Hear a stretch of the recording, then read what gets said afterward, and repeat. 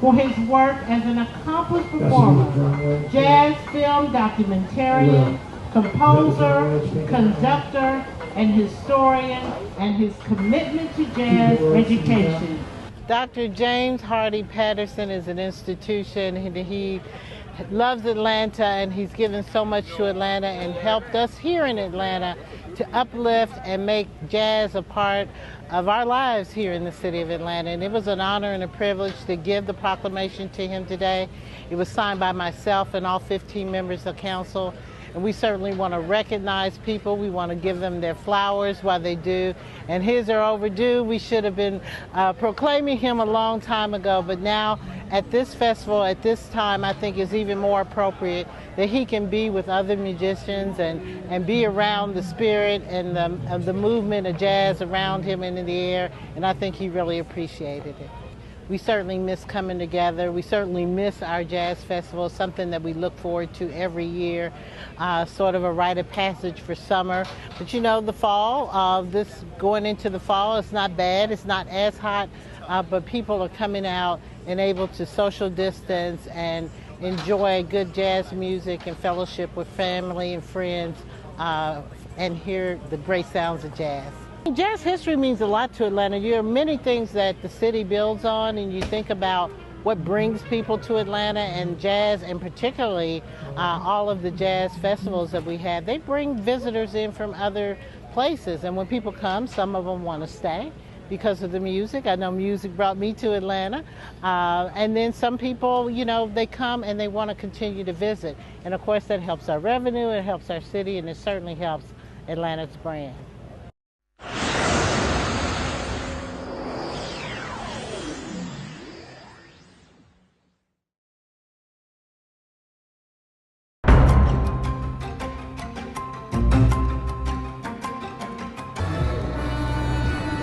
We're out here for our first official kickoff with our partners HelloFresh, Second Helpings Atlanta, and Pratt Industries as we kick off their Meals with Meaning program. Their HelloFresh nationally is going to give away over 60,000 meals a month. Here in Atlanta, we're going to be doing 800 meal kits a week. Now that ends up being about 8,000 meals because there are 2 meals for a family of 4 in each kit. So every Wednesday for the next calendar year, we're going to be distributing food to folks who need it. So folks who are in a food desert, if you've been adversely affected by COVID-19, if you're struggling to feed your family, or you know, if you just need some additional help this week, come by. We'll make sure that you get a meal and make sure that we help ameliorate some of those problems in your home.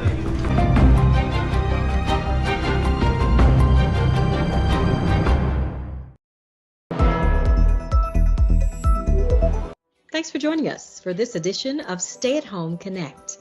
I'm Phyllis Jackson. President Joe Biden rolls out a 6-part strategy with the hope of getting more Americans vaccinated. Among the plan is a directive to the U.S. Labor Department to require all employers with more than 100 workers to mandate vaccinations or weekly testing. He's also requiring COVID vaccinations for the thousands of educators in Head Start programs. And he will reach out to the nation's governors to require shots for school teachers and staff. A vaccine mandate is passed for Los Angeles Unified Public Schools. The second largest school district in the country will require vaccines for all kids over the age of 12. They will need their first vaccine by Thanksgiving and the second shot before Christmas. The district already requires vaccines for staff and teachers. Due to the surge in COVID cases here in Georgia, Grady Health System cancels all non-essential outpatient surgeries and procedures. A message from Grady's CEO says the Labor Day weekend proved to be labor-intensive at Grady. He says the decision was made due to the strain now being placed on the health system, patients, and staff. Georgia hospitals now operating at more than 96% ICU capacity. Roughly 44% of Georgians have been vaccinated. There's a new warning of a severe flu season this year. Doctors are recommending everyone get their flu shot now to avoid any further strain on already overwhelmed hospitals. Moderna is working on a single-dose booster for both COVID and the flu. The shot combines its current vaccine with a flu shot that's being developed.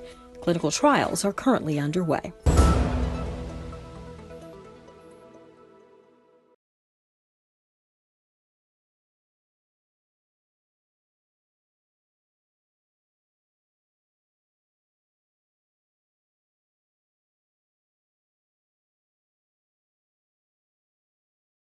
It's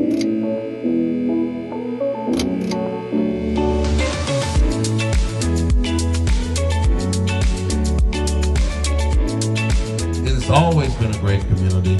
It's still a great community because it's populated by great people in the community who love Atlanta. This is National Night Out, and we're pleased to be here in the Collier Heights, historic Collier Heights community. So we've got representatives from all of our public safety agencies here, APD, AFRD, the court system are here at this time, and we're having a cookout, but it's bigger than that. We are reclaiming the streets for the community, from the criminals. You know, you can't terrorize us anymore. You can't victimize us anymore. We have to be intentional about rebuilding relationship between community and our police. And I think it's not just about building the relationship, but reinstilling trust back in our communities. And especially at a time where crime is at its highest we've seen in this nation, I think it's even more important that we're working collaboratively with our local police officers and our community members to help mitigate the continued rise in crime. Anytime that a community comes together, it builds a stronger city. When neighbors talk to each other, when they talk to their elected officials, when they talk to their firefighters and police officers, it makes for a really strong community, and that's what we want to see across the city. So tonight is proof of that all of our neighborhoods are strong and vibrant, and together we can make our city safe. It's an opportunity for them to get close up to the residents and just really show that they're human beings. You know, police officers are human beings just like anybody else. They've got feelings, and so the police love doing this. This is their time where they get an opportunity to really come together and don't have to write reports and can really talk on the same level as the citizens. Thank you all so much. At the heart of National Night Out, safer and stronger communities happen when we're connected. And for 17 years, Midtown Neighborhood Association has been hosting this event. Even the rain didn't keep people away. I think it speaks to the sense of community here that exists. The city's going through a challenging time right now, and connectedness and community is even more important than it has been over the last several years. We are here because we are very encouraged, and we want our neighbors to do Citizens on Patrol, look out for one another during this crime wave here in Northwest Atlanta.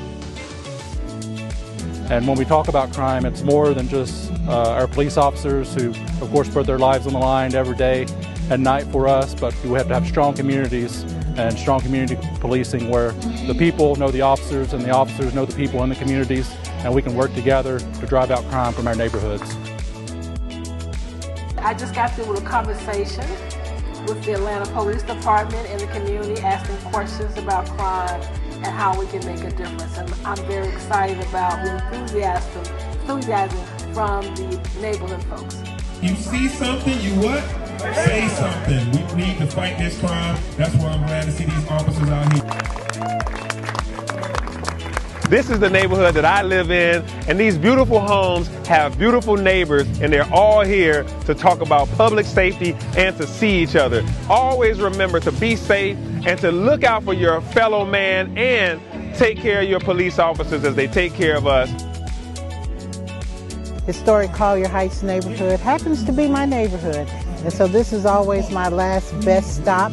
The rain didn't stop them. They're out here to fellowship, to meet their neighbors, to have fun with their neighbors, but also to keep cognizant and remember about public safety. Our fire department and police department always come out so the community can say thank you to them for all the great work that they do.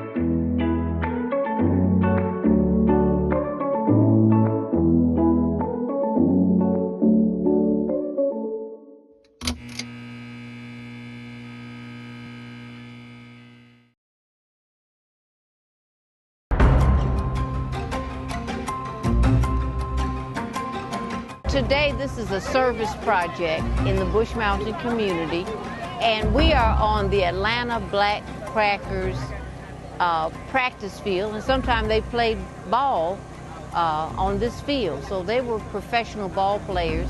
Many of them went to the major leagues, okay, from right here in the Bush Mountain community. We're refurbishing the ball field here.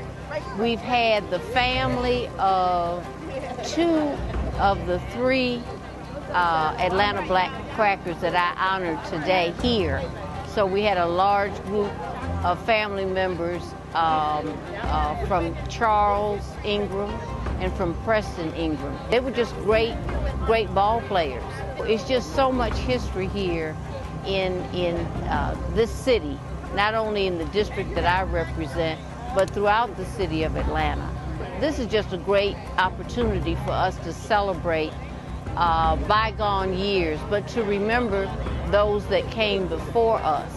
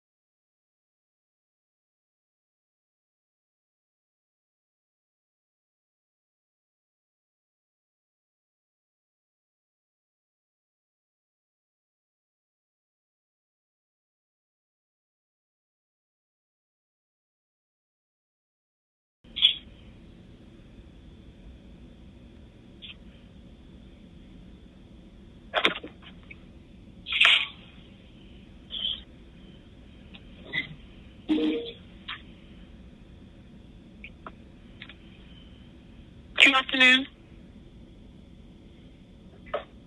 Good afternoon. This is Council Member George Shepard, and I am Chair of the Public Safety and Legal Administration Committee. And I want to thank everybody for coming to our meeting today, September 13th. So we will officially call the meeting to order. Ms. Lindo, could you do a roll call, please? Yes, Madam Chair. Of course, we have Councilmember Joyce Shepard, Councilmember Dustin Hillis, Present. Councilmember Carla Smith, here. Councilmember Andrea L. Boone,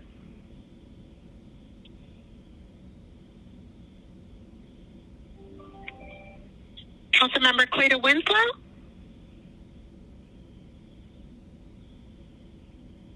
Councilmember Amir Faroki,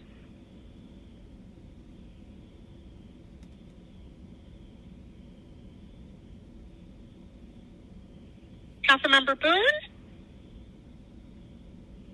Councilmember Michael Julian Bond,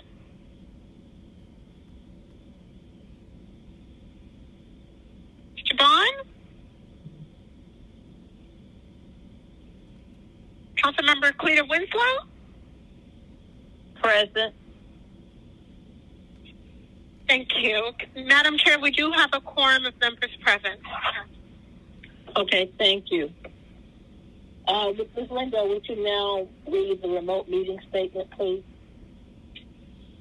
Yes. Good afternoon. Today's Public Safety and Legal Administration Committee meeting will be conducted remotely as advertised and in accordance with Georgia Code Section 50-14-1. The meeting will be conducted in conformance with Robert Rules of Order and the Rules of Council as authorized by the City Code. The public may access the meeting conference bridge toll-free by dialing 877-579-6743 and entering conference ID number 831-599-1256. This information was also provided on the Friday, September 10th, 2021 public meeting notice. The public may also view the meeting on Channel 26, the Council's homepage at citycouncil.atlanta.ga.gov, Facebook and Twitter pages at ATL Council, and the Council's YouTube channel. All presentations are available on the Atlanta City Council website on the Public Safety and Legal Administration Committee presentations page. Today's meeting agenda was also published and made available on Friday, September 10th via the city's website at atlantacityga.iqm2.com. In addition, the public is able to submit comments via voicemail at 404-330-6022. Yesterday between the hours of 4 and 7 p.m. These comments will be played during the public comment portion of this meeting. All persons present on the remote council meeting conference bridge are requested to please mute your phones and speakers. Meeting participants wishing to speak must be acknowledged by the committee chair. Thank you all in advance for your cooperation. Thank you, Ms. Lindo. We will now move to the adoption of the agenda, and there are no changes to the agenda. So can I have a motion to adopt? Boone is present. Thank you, Ms. Boone. Would you like to make a motion to adopt? I move to adopt. Winslow, second. There's a motion and a second to adopt. We're ready for the vote, Ms. Lindo. The vote is open, Madam Chair.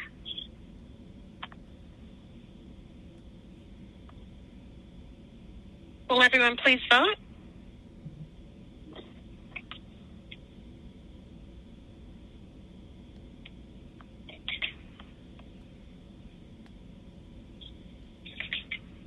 Councilmember Hillis? Aye.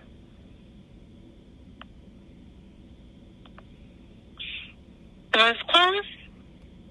That's 5 yeas, 0 nays. The meeting agenda has been adopted.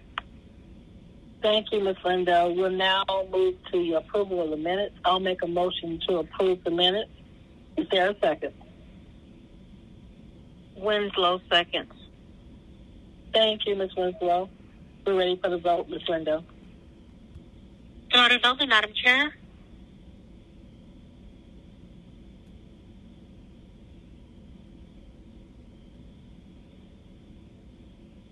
Councilmember Boone? Yes. Councilmember Hillis? Aye. Vote is closed. That's 5 yeas, 0 nays. The meeting minutes have been approved. Thank you. We're now at public comments. We only have 10 minutes and 39 seconds, so we'll hear that. So are we ready, Ms. Lindo? Yes, one moment, Madam Chair. Dear unto Spirit of Christ, my name is Henry Jordan. But nothing is secret that shall not be made manifest, neither anything hid that shall not be known and come abroad. Luke 8, chapter 17, verse.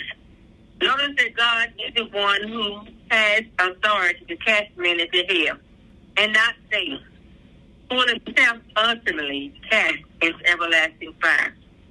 Then, Montgomery, when you tell a lot about income I didn't receive, you ask for them. But I was envious at the foolish when I saw the prosperity of the wicked. Psalm 73, chapter 3, verse. The author observed that sometimes the bounty achieved by the wicked does in fact last throughout life.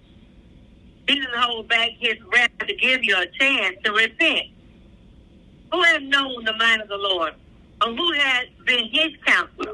Romans 11, chapter 34, 4. Jesus opposes wicked men, exalts righteous men, tries to bring sinners to repentance, and deliver those who suffer unjustly. Christ made the income for the saving of souls and lives for me to avoid man's job. Whosoever shall do the will of my Father which is in heaven, the same is my brother and sister and mother. Matthew 12, chapter 50th verse. When my children rob me, then they are not doing the will of Jesus for me to be called their mother. God hates sin, and we should hate sin like Christ hates sin, and fight against it in us, around us, and in others. But soul salvation for one another. Keep our soul out of hell. Thank you. Good afternoon. My name is Miss Margie. I'm addressing this to Overstreet, the City Council, District 11. I am so surprised. I thought you were smarter than this. How you gonna get $90 million to the police facility? But it's lease. Do you understand? Lease. When we need sidewalks, when we need streets to be paved, $90 million. $90 million, but it's going to be leased. Tyler didn't say, well, let me lease Fort Mac. He bought it because he owned it. We'll never own that property. How in the world that you are able to vote yes? Hit it. The old days say, money, money, money.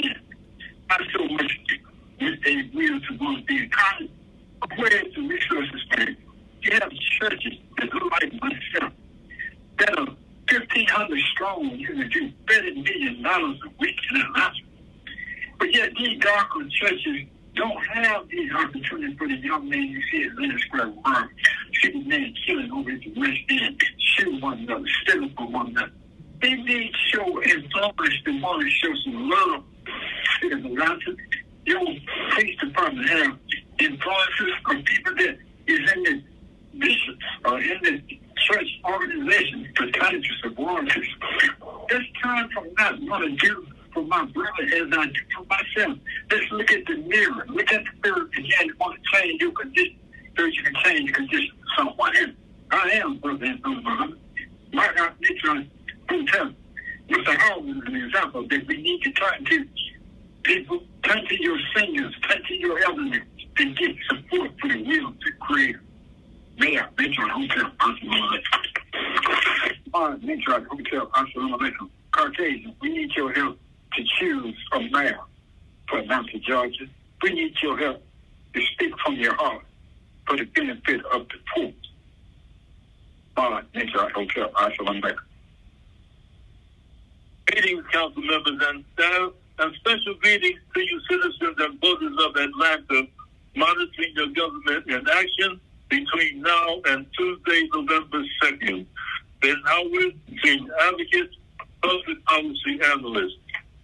Some years ago, when the NPUR9 went to the city council and complained that Ben Howard and Ron Shakira were keeping membership attendance low in NPUR, the NPUR bylaws were called for from the clerk's office. Noting that the bylaws permit every resident the right to vote on the bylaws each year, the council settled on what they called a 2 strikes, you're out policy. The bylaws were then sent back to the clerk's office and filed.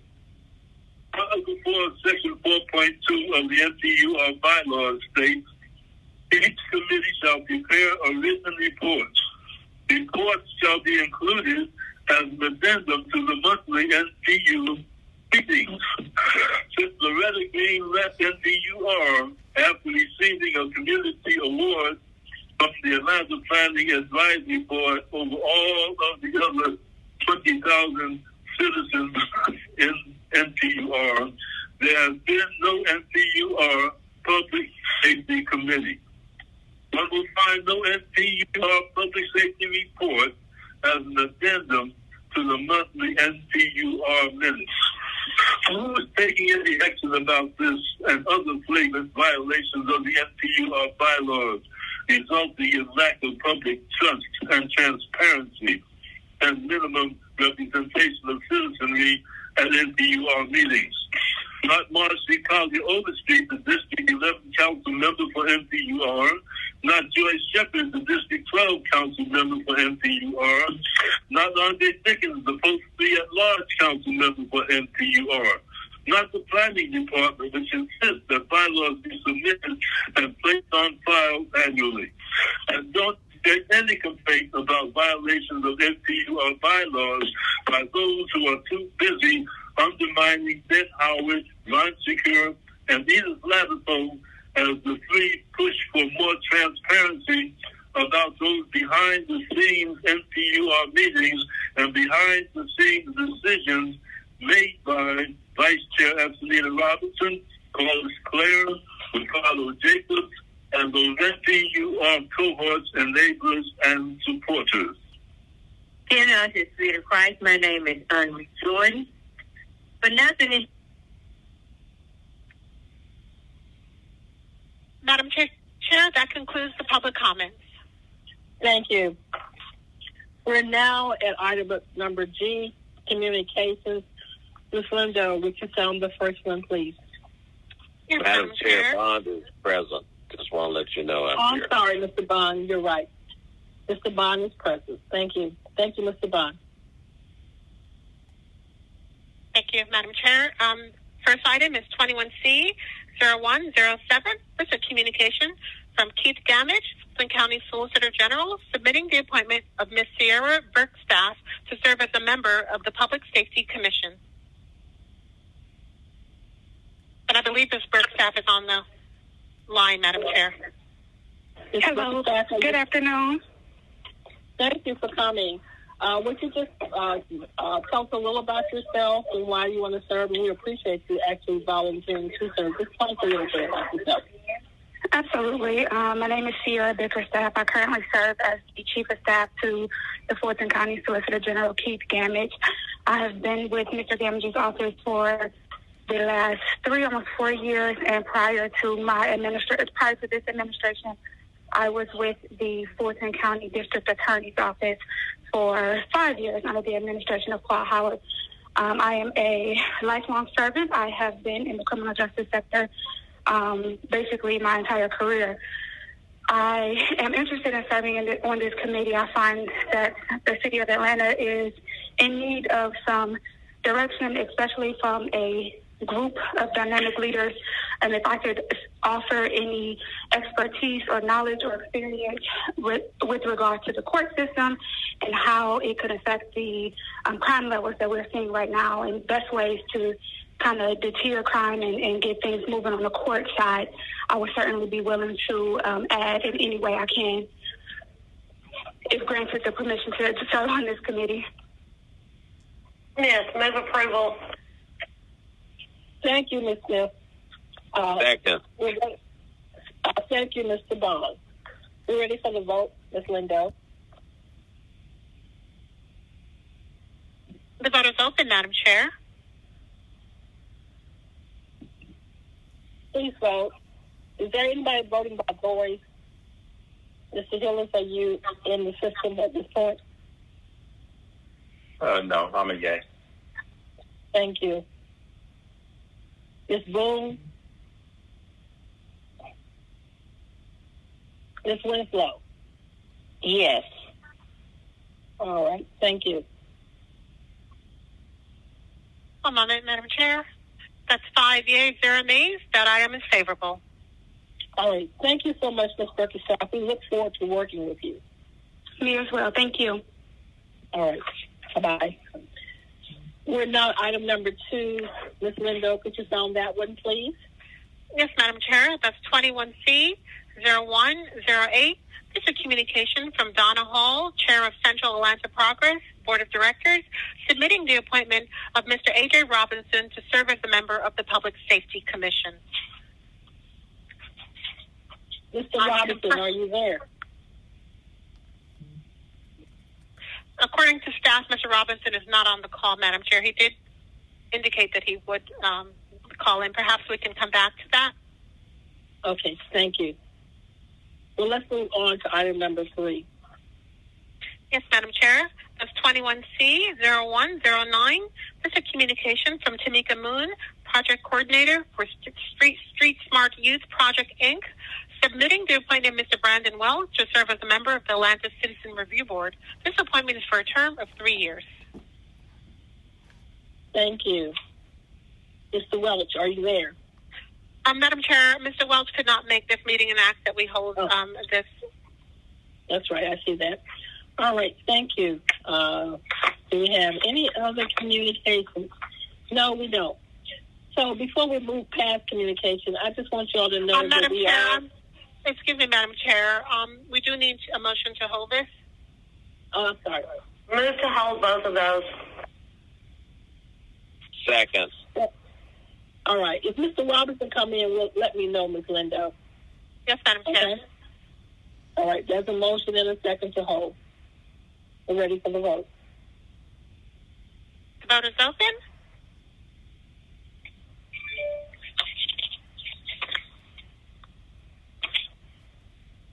Will everyone please vote? Ms. Winslow, how do you vote? In favor. Mr. Hillis, how do you vote? Aye. Ms. Boone? All right. Votes closed. That's 5 yeas, 0 nays. This item will be held. Thank you so much, Ms. Lindo. I just want to go back and say again that we are in the process of actually truing up our Public Safety Commission, and there are several spots that are open and available for folks. Let me just read them for the public, just in case somebody's interested.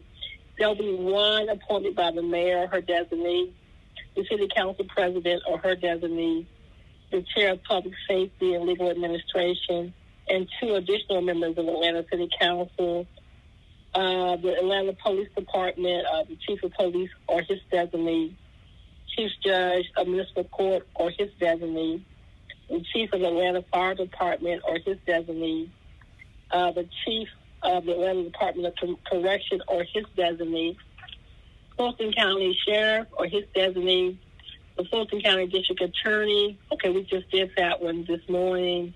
I'm sorry, not that one. The Fulton County District Attorney or her designee, the City Solicitor or his designee, the Atlanta Public Defender or his designee, the City Attorney or her designee, a designee of the Atlanta Planning and Advisory Board, a designee of the Atlanta Central Atlanta Progress, who we've already got someone who we're waiting for them to confirm, a designee of the Atlanta Police Foundation, a designee of the Atlanta Citizens Review Board, a designee of the Atlanta Police Alternative and Diversion Initiative.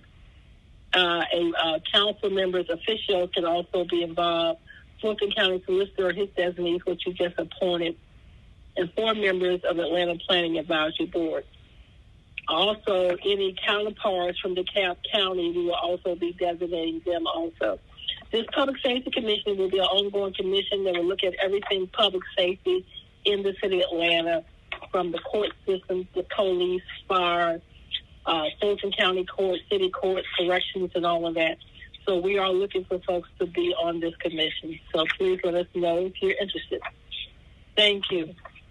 We will now move to presentations. Ms. Lindo, and I believe the first one is at the Atlanta Police Department. Assistant Chief Todd Cott. Are you here, Mr. Cott?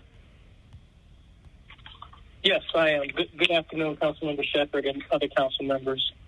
First off, I want to start by thanking you all on behalf of Chief Bryant and the men and women of the Atlanta Police Department.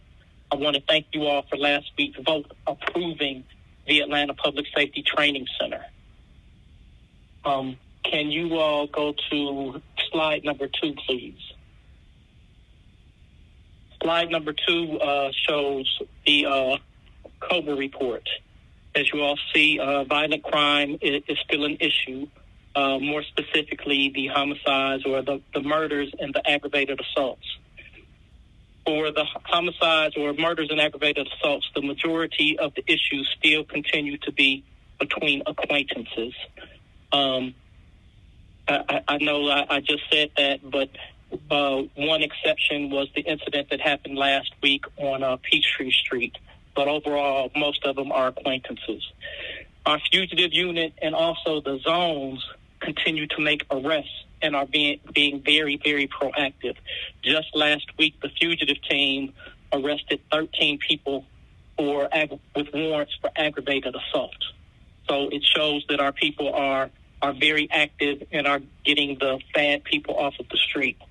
Can you go to slide number 3, please? Slide number 3 shows the 2021 homicide data. It is a map, and it shows that it's happening in various places throughout the city. Last week, we had 3 homicides. The escalating disputes are still the primary motive for the homicides. Also, in homicides, 90% of our homicides have involved guns. So it shows that everybody has a gun. Of the 3 homicides last week, all of those individuals had prior relationships with each other. So it goes with what I just stated, that acquaintances are having escalating disputes and they're unable to talk it out, and they're just jumping straight to violence where they're shooting each other. This week, we've already had 2 homicides, and out of those homicides, we've already been able to determine that one of them was already an acquaintance. So the trend just continues where people know each other and just aren't able to talk it out. They just go straight to violence. Can you go to slide number 4, please? It's another homicide chart, and it just shows the homicides that are occurring in each zone. As you see from this chart, it shows that the homicides are all over the city from zone 1 through zone 6. the disputes continue to happen. Can you go to slide number 5, please?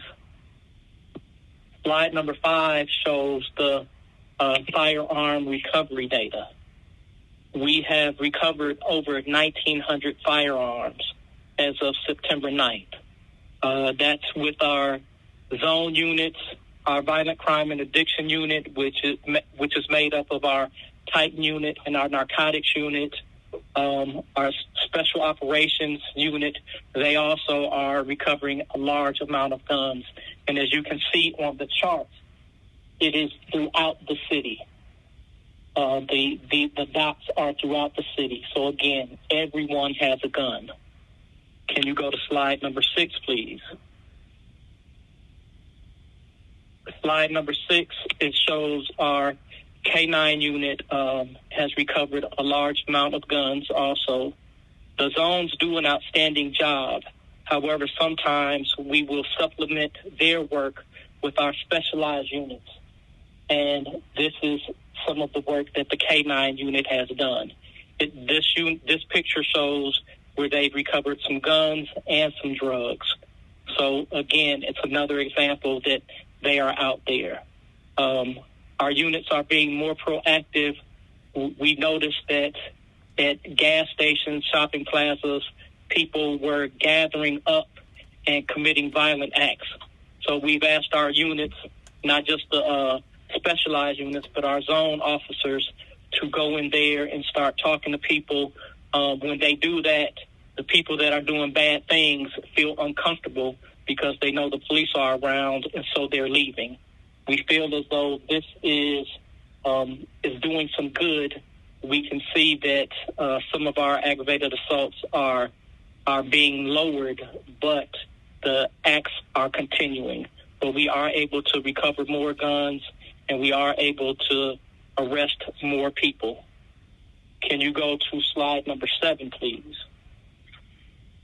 Slide number 7 talks about gangs a little bit. The Atlanta Police Department has always had a gang unit. I know some in the media have reported that we did not, but we've always had a gang unit. I last reported that we changed the name of our intelligence unit to gangs.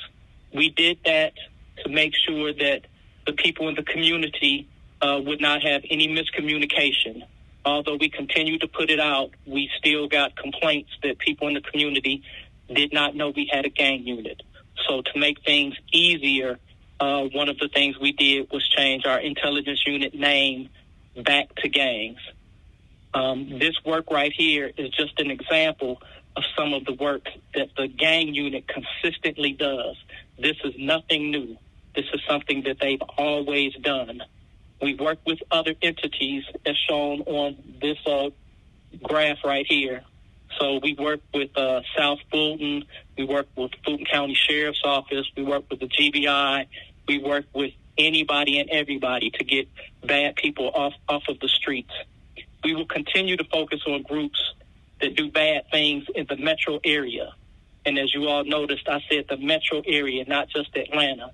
I'm making emphasis on metro area because the people that commit the bad acts, they know no boundaries. If they stay in Gwinnett, they'll come into the city. If they stay in Clayton County, they come into the city. So that's what makes it important for us to work with a wide variety of units and departments across the state. And again, this is just some of the work that they have done. Can you go to slide number 8, please? Slide number 8 shows an arrest for grinder robbery arrest. This individual right here was focusing on some people on social media. Our investigative unit our robbery unit was able to do some good work, and they identified him through some work on social media, and our fugitive unit was able to pick up the individual. So I just wanted to highlight that also. So this shows, again, that the men and women of the Atlanta Police Department are working diligently every single day. It's for robberies, it's for aggravated assaults, and it's for homicides. That will be it for my presentation, and I will be ready to answer any questions that anyone has. Thank you. Thank you, Assistant Chief Court. Are there any questions for Mr. Court? Yes, ma'am. Mr. Bond. Thank you, Madam Chair. Thank you, Assistant Chief Court. I have a question, but it relates to the operations of the 911 Center. There have been some media stories surrounding the staffing at the center and the presumed delays in answering the calls. Can you elaborate on what are the efforts to get the staffing back up in the centers, and what progress is being made to bring those answering the call times back down to, I guess, acceptable levels? From what I saw on TV, it seemed like most of the problem is happening during evening watch. Can you give us an update on that and let us know what's going on? Yes, I can give you an update. I apologize, but I don't have the specific numbers of how many people we have hired for E911 this year. There is a shortage, but we've hired a large number of people this year to fill some of those vacancies. We also have a new 911 director. Director Arnold is our 911 director, and she's doing a good job. Yes, sometimes there are some delays. However, what we continue to try and tell people, if they call in, don't call in and hang up, because what our dispatchers, our call takers have to do with the system is if somebody calls and hangs up, we don't know if they hung up for a legitimate reason or if it was a mistake. So that continues to go back in the queue where they have to call the person again. So if someone calls 10 times, that's an additional 10 calls that they have to go back and check. I would not specifically say that the challenges always happen on evening watch. It depends on if there is a special event or if there's a big emergency that comes in. Sometimes there may be, just an example, there may be an accident on the freeway, and we may have 20 people calling in for that one accident. So that right there contributes to some of the call volume. We're also looking at technology to reduce some of that time that it takes to respond to calls. So Director Arnold and AIM, they're working through which technology is the best that we can implement and cut down on that call volume or that response to the call volume. So we are looking at various things to address those needs. I hope that answers your question. Yes, just a follow-up. I know that we have a program to bring back retired APD officers for specific duties. Has there been any discussion about perhaps extending that program to the 911 operator space to see if there's some individuals who may have retired or no longer with the city that might be available to come back to help to shore up some of the shifts to make sure that we've got it adequately staffed. Yes, that's a very good question, a very good point. Yes, that is something that we've looked at for E911 also. If someone is retiring and wants to come back, we have no issue with them coming back under a different program and continuing to help us and help the city. We have not closed the doors for E911 for that program. So you all are reaching out to them to see if there's any interest there? Is that what you're saying? Yes, sir. Yes, sir. Oh. We are. All right, great. Well, in that vein, I wanted to ask about the proposal. We were supposed to have a report and I don't know if it's going to be you or Deputy Chief Shearbaum, because I think he did the last one, on whether or not the staffing for police officers in some of our parks, not all of them obviously, because there's over 300 parks in the city, but I guess the top 20 parks where there have been incidences. Are you giving that presentation today, or is someone else doing it? No, sir. I'm not giving that presentation today. I can check with Deputy Chief Shearbaum. I don't believe we were on I don't believe it was on today's calendar to give that presentation. But I can get with Deputy Chief Shearbaum, and we can make sure that you all get that information sooner than the next public safety, the PSLA. We can make sure that we get you all that information. Well, yeah, because at the last meeting before the break, that's when they said they'd have the final Shearbaum, and I believe it was the Commissioner of Parks said they'd have the final report for us. And, of course, the incidences continue to happen, So if we can get a word today as to when we would exactly have that update, I would appreciate that. Okay, I will check on that, making notes as we speak. Okay. Well, I don't want to monopolize. I'll withdraw, Madam Chair. Thank you, Mr. Bond. Those were actually good questions. So, in particular, we're both. The park presentation, there was a commitment to do that. So, Ms. Lindo, can we make sure in our next meeting that we actually have someone to come and talk about an update on what's happening with the Parks Department in terms of officers in the park and what Mr. Bond was referencing?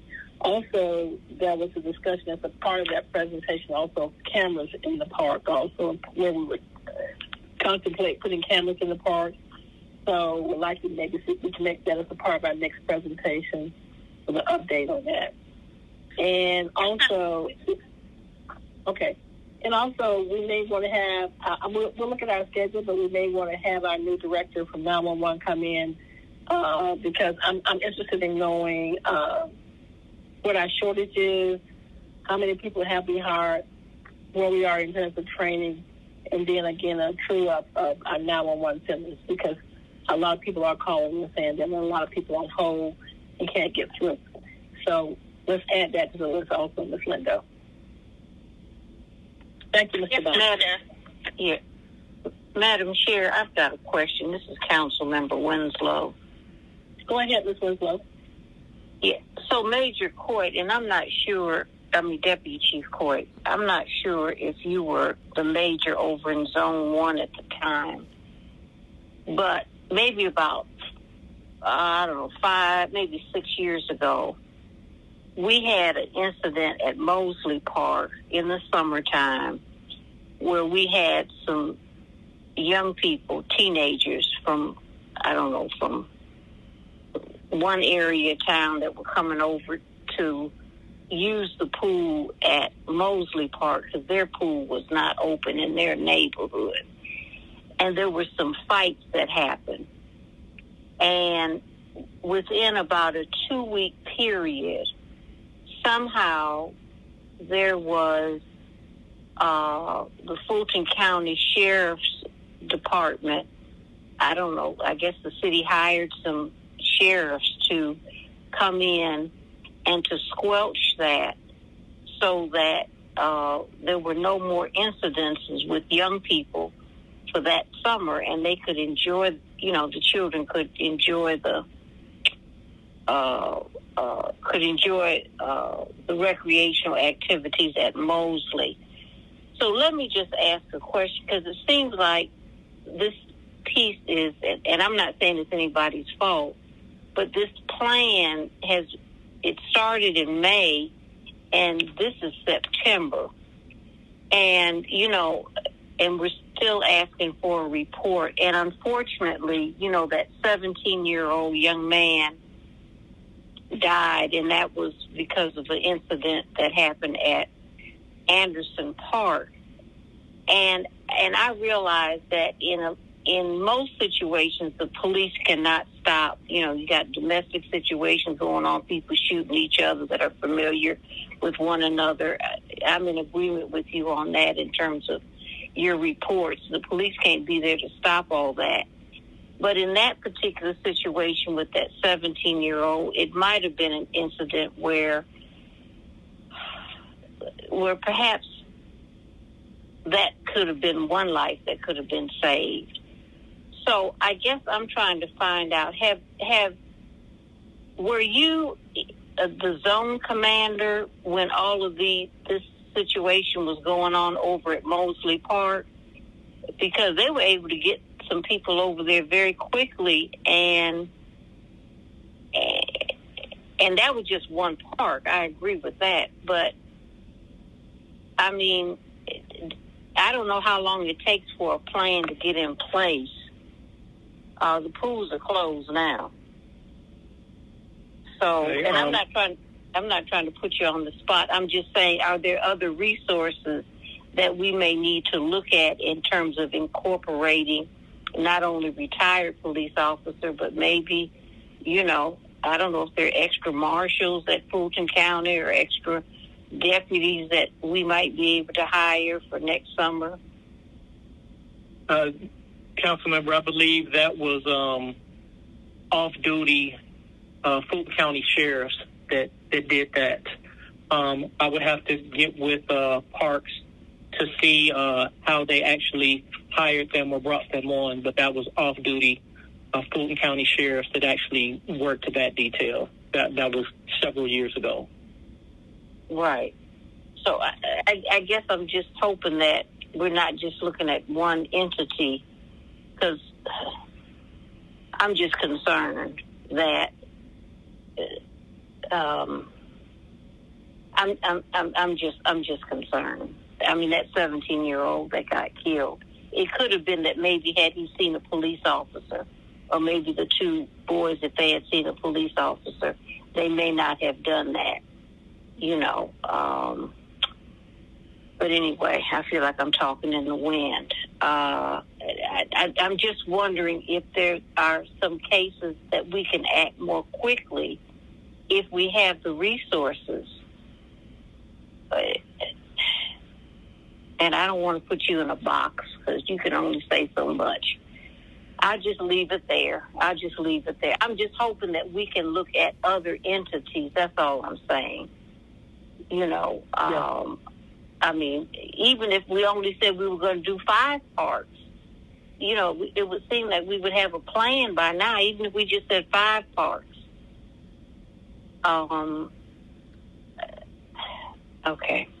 Okay, I'll leave it there. I'm just concerned that we are where we are, and we don't have a report, not even for one park.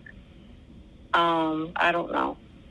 Okay. All right. And to be fair, Councilmember, I don't want to speak out of turn, but I believe it would be better served if the Atlanta Police Department and the Parks Department did it at the same time.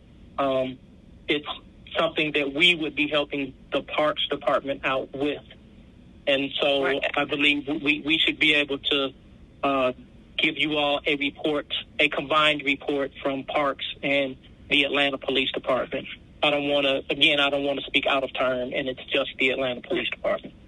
No, I know, because you can't say everything that's going on in the parks. The Parks Department has to help you with that, so I understand that. So I'll leave it there, and we'll move on. Maybe we'll have a report sometime soon. Okay, thank you, sir. Thanks for listening.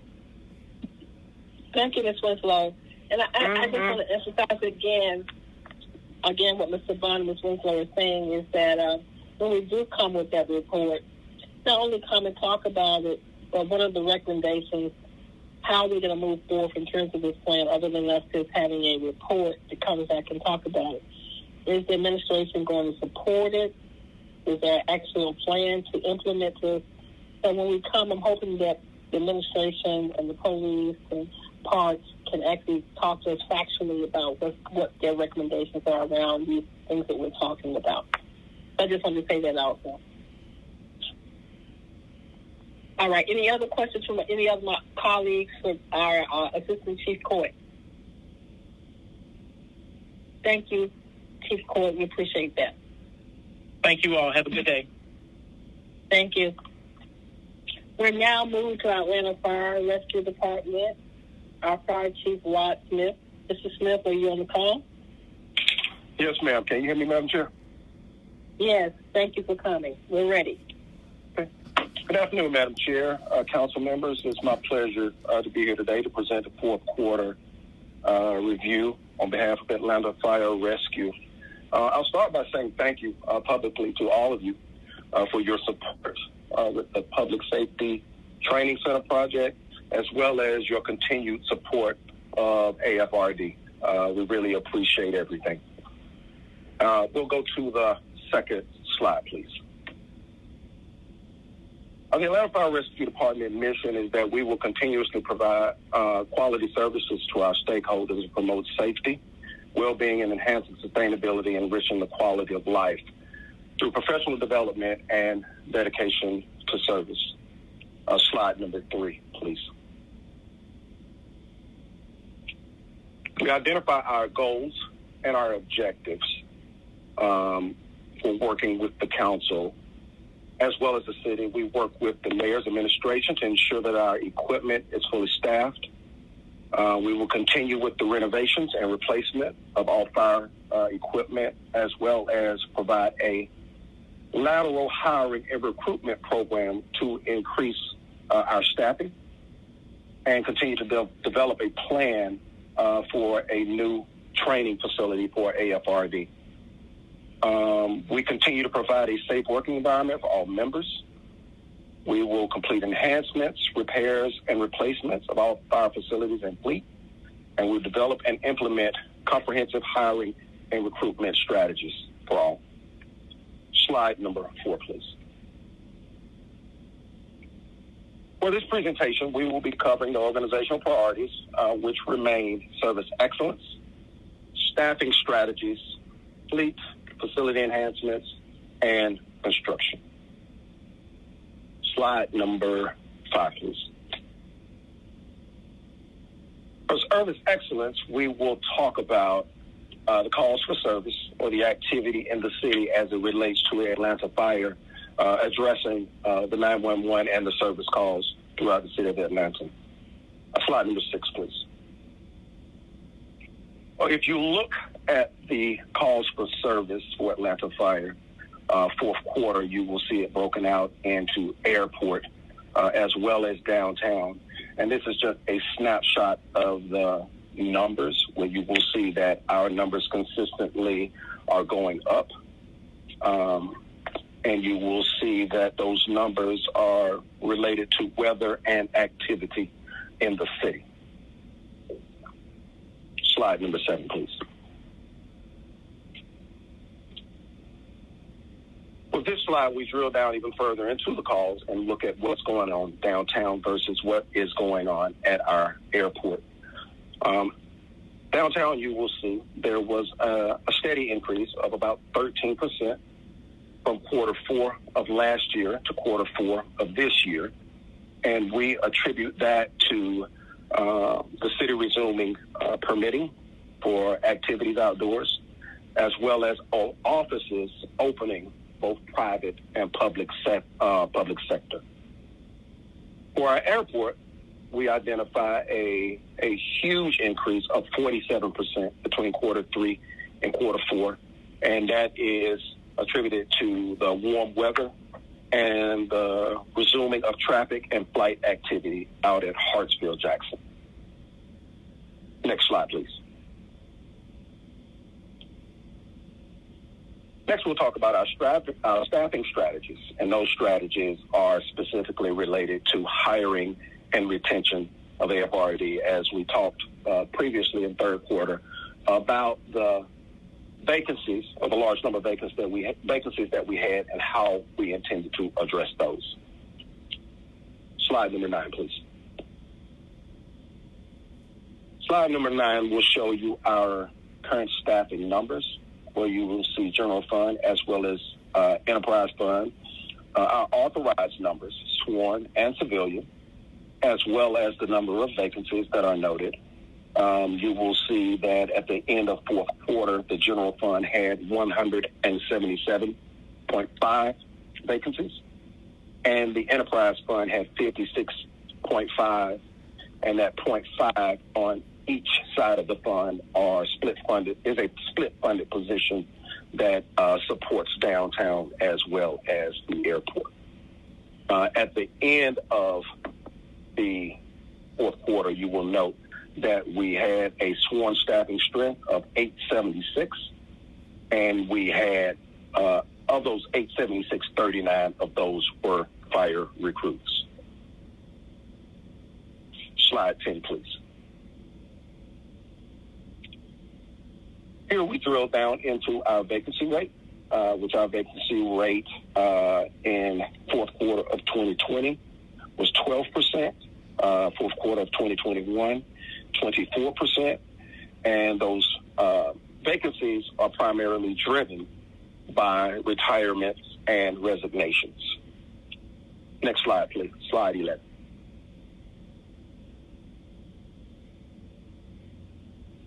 We now look at our sworn separation detail because we're trying to figure out where or how we need to address the vacancies that we are having.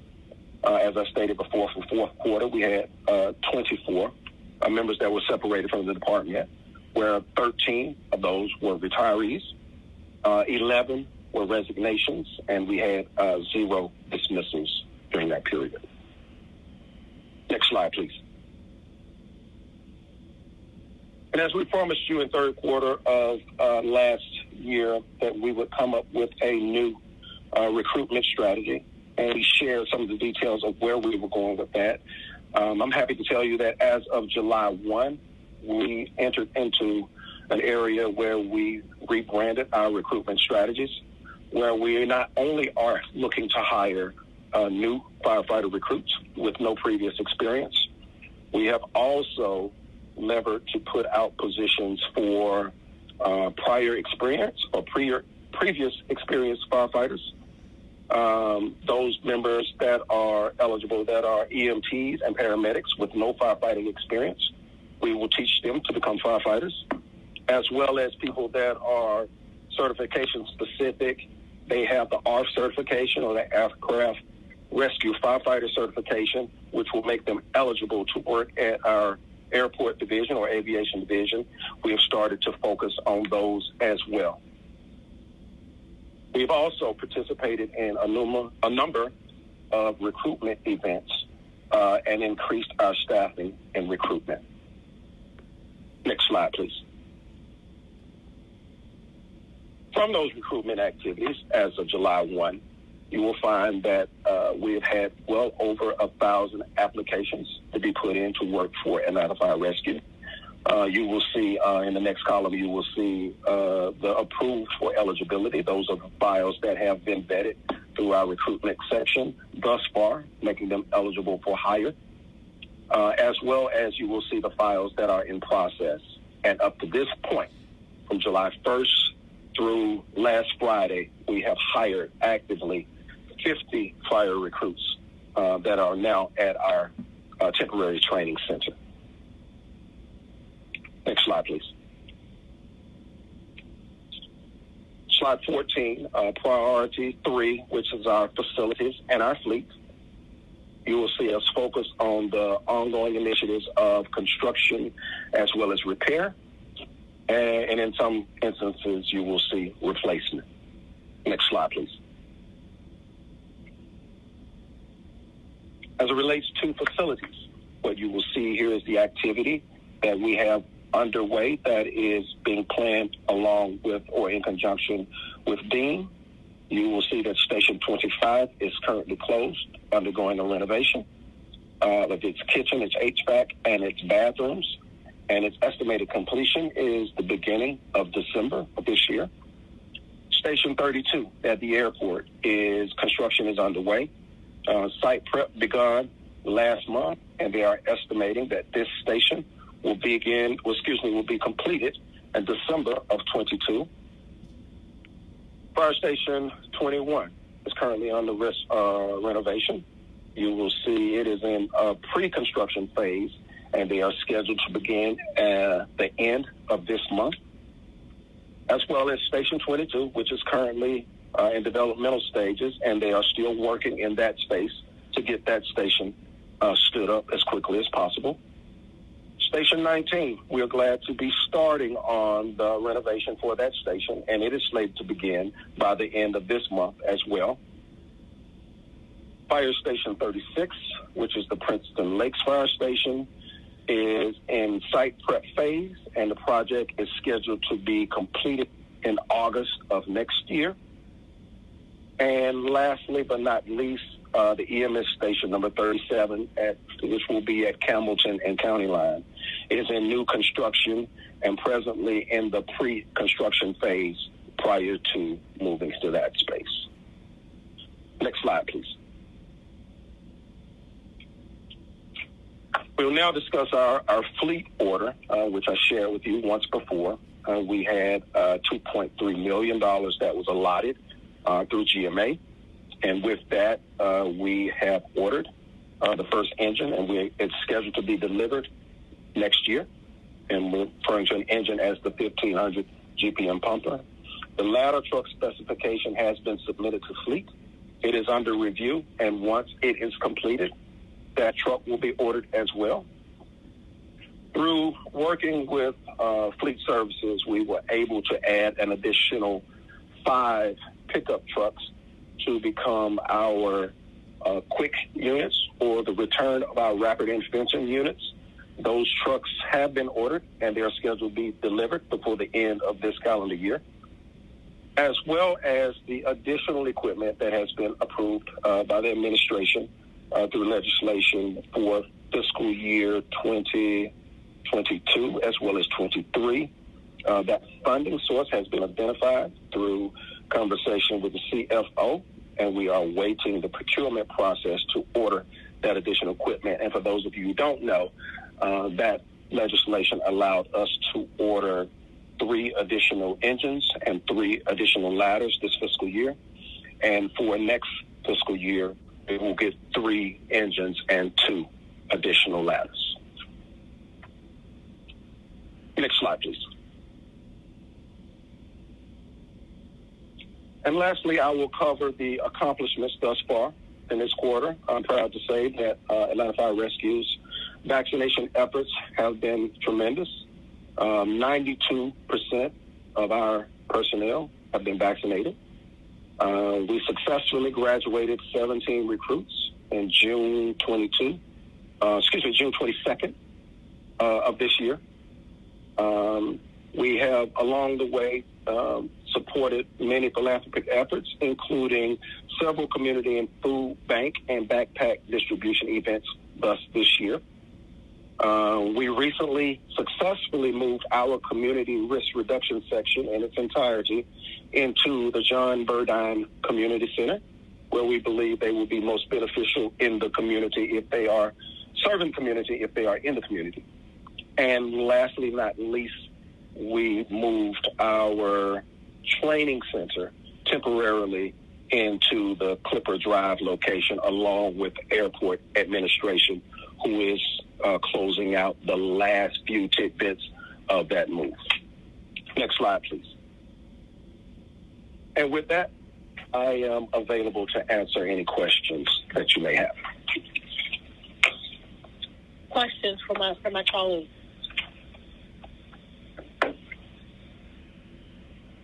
Madam Chair. Okay, go ahead, Mr. Bond. Thank you, Madam Chair. Thank you, Chief, for your presentation. But I just want to ask a question about what has been, or what challenges do you have in filling these vacant positions, and what can to aid you in getting them filled? Thank you, Councilman Bond, for that question. The biggest challenge we've found is having the staffing to process the files in a timely manner. we realized that we had to revise, following the lead of APD, we had to revise our strategy for our hiring process because our process was lending itself to hire a class at a time. And so we had to redefine that business process to see what can we do to consistently get people coming in versus hiring a specific number. And so with the help of HR, we've gone to an evergreen process, which will keep the application process ongoing. We changed the strategy of how we process the files as well as bring candidates in. And so things are leveling out, and we're starting to see what the norm is going to look like. I'll be better able to speak on the impact of the changes at the next quarterly meeting. But I anticipate, based on how we are moving, that we do have the things that we need right now and that it will be very productive. Okay, thank you. Councilmember Hillis. Go ahead, Mr. Hillis. Yeah, thank you, Chairwoman Shepherd. Thank you, Chief Smith, for the quarterly update. Just a few things to follow up on from the presentation and some of our previous conversations about issues. Number one is I did notice in the facilities update, it says Fire Station 22 is in the development phase. I mean, that is already under construction, so I think it'd be more appropriate to provide a completion date for that facility. So do you have that now? And if not, I would ask to receive an update as soon as possible on when that completion date is. No, sir, I do not have a completion date for you, but I will get with DEA and find that out. Okay. And the next question is about fleet, which we've discussed here in committee many times and on phone calls with you quite a few times. On the additional fire equipment, I would just like a few more additional details than, the funding source has been identified and, we're awaiting procurement as to, some more specifics of when that procurement's going to go out, what's the estimated time of arrival of that equipment, what are the funding sources that were identified, et cetera. So if we could get those details, I would appreciate it. Okay, received. I will get that for you as well. I will get with Fleet Services to get that. And then lastly, I would like to see where we are with response times, both on the city side of things, and also would like to see response times at the airport with the land side separated out from the rest of the airport, given the issues that have been well documented over the past year or so there at the airport with response times. That's something you can send to us as soon as possible. Okay, we will begin working on that and get that to you as quickly as possible. All right, thank you so much, and thank you, Chairwoman Shepherd. Thank you, Mr. Hillis. Chief Smith, I want to ask you a question in reference to, I had a call last week and I didn't get a chance to follow back up with you on it, but I had a resident who had a father who got really sick, and they called 911, and of course the fire department came out early and stayed with her father until they could get him to the hospital, waiting on Grady in EMS. Grady EMS, she said, took 45 minutes to get there. Tell me how do we interact in terms of Grady, in terms of them being a part of EMS? And of course, you all stayed and make sure that he was stabilized and everything, and thank goodness he made it through. But she was real concerned about the fact that it took Grady so long. Can you even speak to that and what that process is? Yes, ma'am. I can speak in an overly view of it, and I would have to get our EMS people in to explain the details of to you, and I would be more than happy to do that.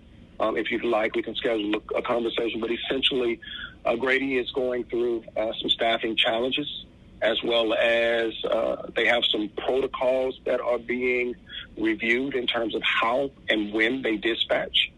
But I can assure you that if Atlanta Fire responds to the scene, we will not be leaving until that patient is turned over and or transported.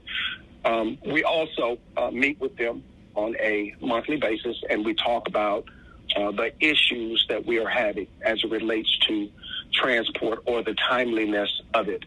And our EMS division is working right now to develop a service level agreement so that we can have something sustainable to hold them to what they should be doing for the city of Atlanta as the customer.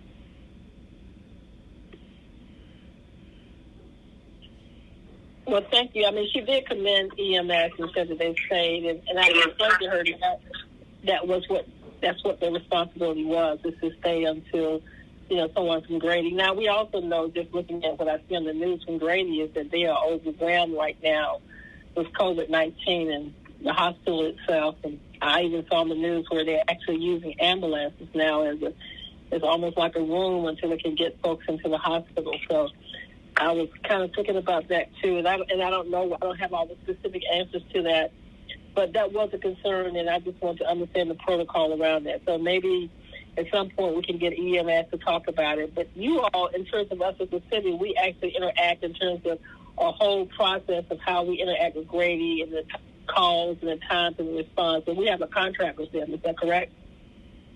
Yes, ma'am. So there is no contract, but Grady does provide EMD service for the city of Atlanta, and they are responsible for transport. And so with them occupying that space for us, there is a required communication between us and them to try to make sure that that loop is closed. So I'll be sure to, if I can get that information from you, I'll be sure to make sure that this one is addressed at the next upcoming meeting. I think that meeting is either the end of this week or the beginning of next week.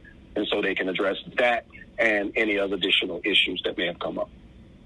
Is there a time specific or required time that Grady will respond to? Just like you all have to respond at a certain time. Is there a criteria based on EMS in terms of Grady responding? Do you know if there's a time frame that they have to respond? In the past, there has not been a response or one that has been imposed upon them, and that is the direction that we are going with the service level agreement, to say that if we are required to get there within a specific time, you should as well. Okay. Well, thank you for your work. You all, you're doing a good job. We know there's a shortage, and we're supporting you all in terms of that. I really respect Mr. Hillis in terms of he always asks the questions. Him being from a medical perspective, he does a good job of drilling down and asking questions. And so, but thank you for your work. Appreciate it. And thank you so much. Thank you for your support. All right. Any other questions? I did have an additional question. I'm sorry. Okay, go ahead, Mr. Hillis. Yeah, Chief, apologize. I was looking at another slide that you went over and was just kind of taken aback by the number of applicants versus approved eligibility. Looks like we're out of the over 1,000 applicants, only about 16% are getting approved eligibility. And then furthermore, out of those, only 39% of those 174 are the file is in the process.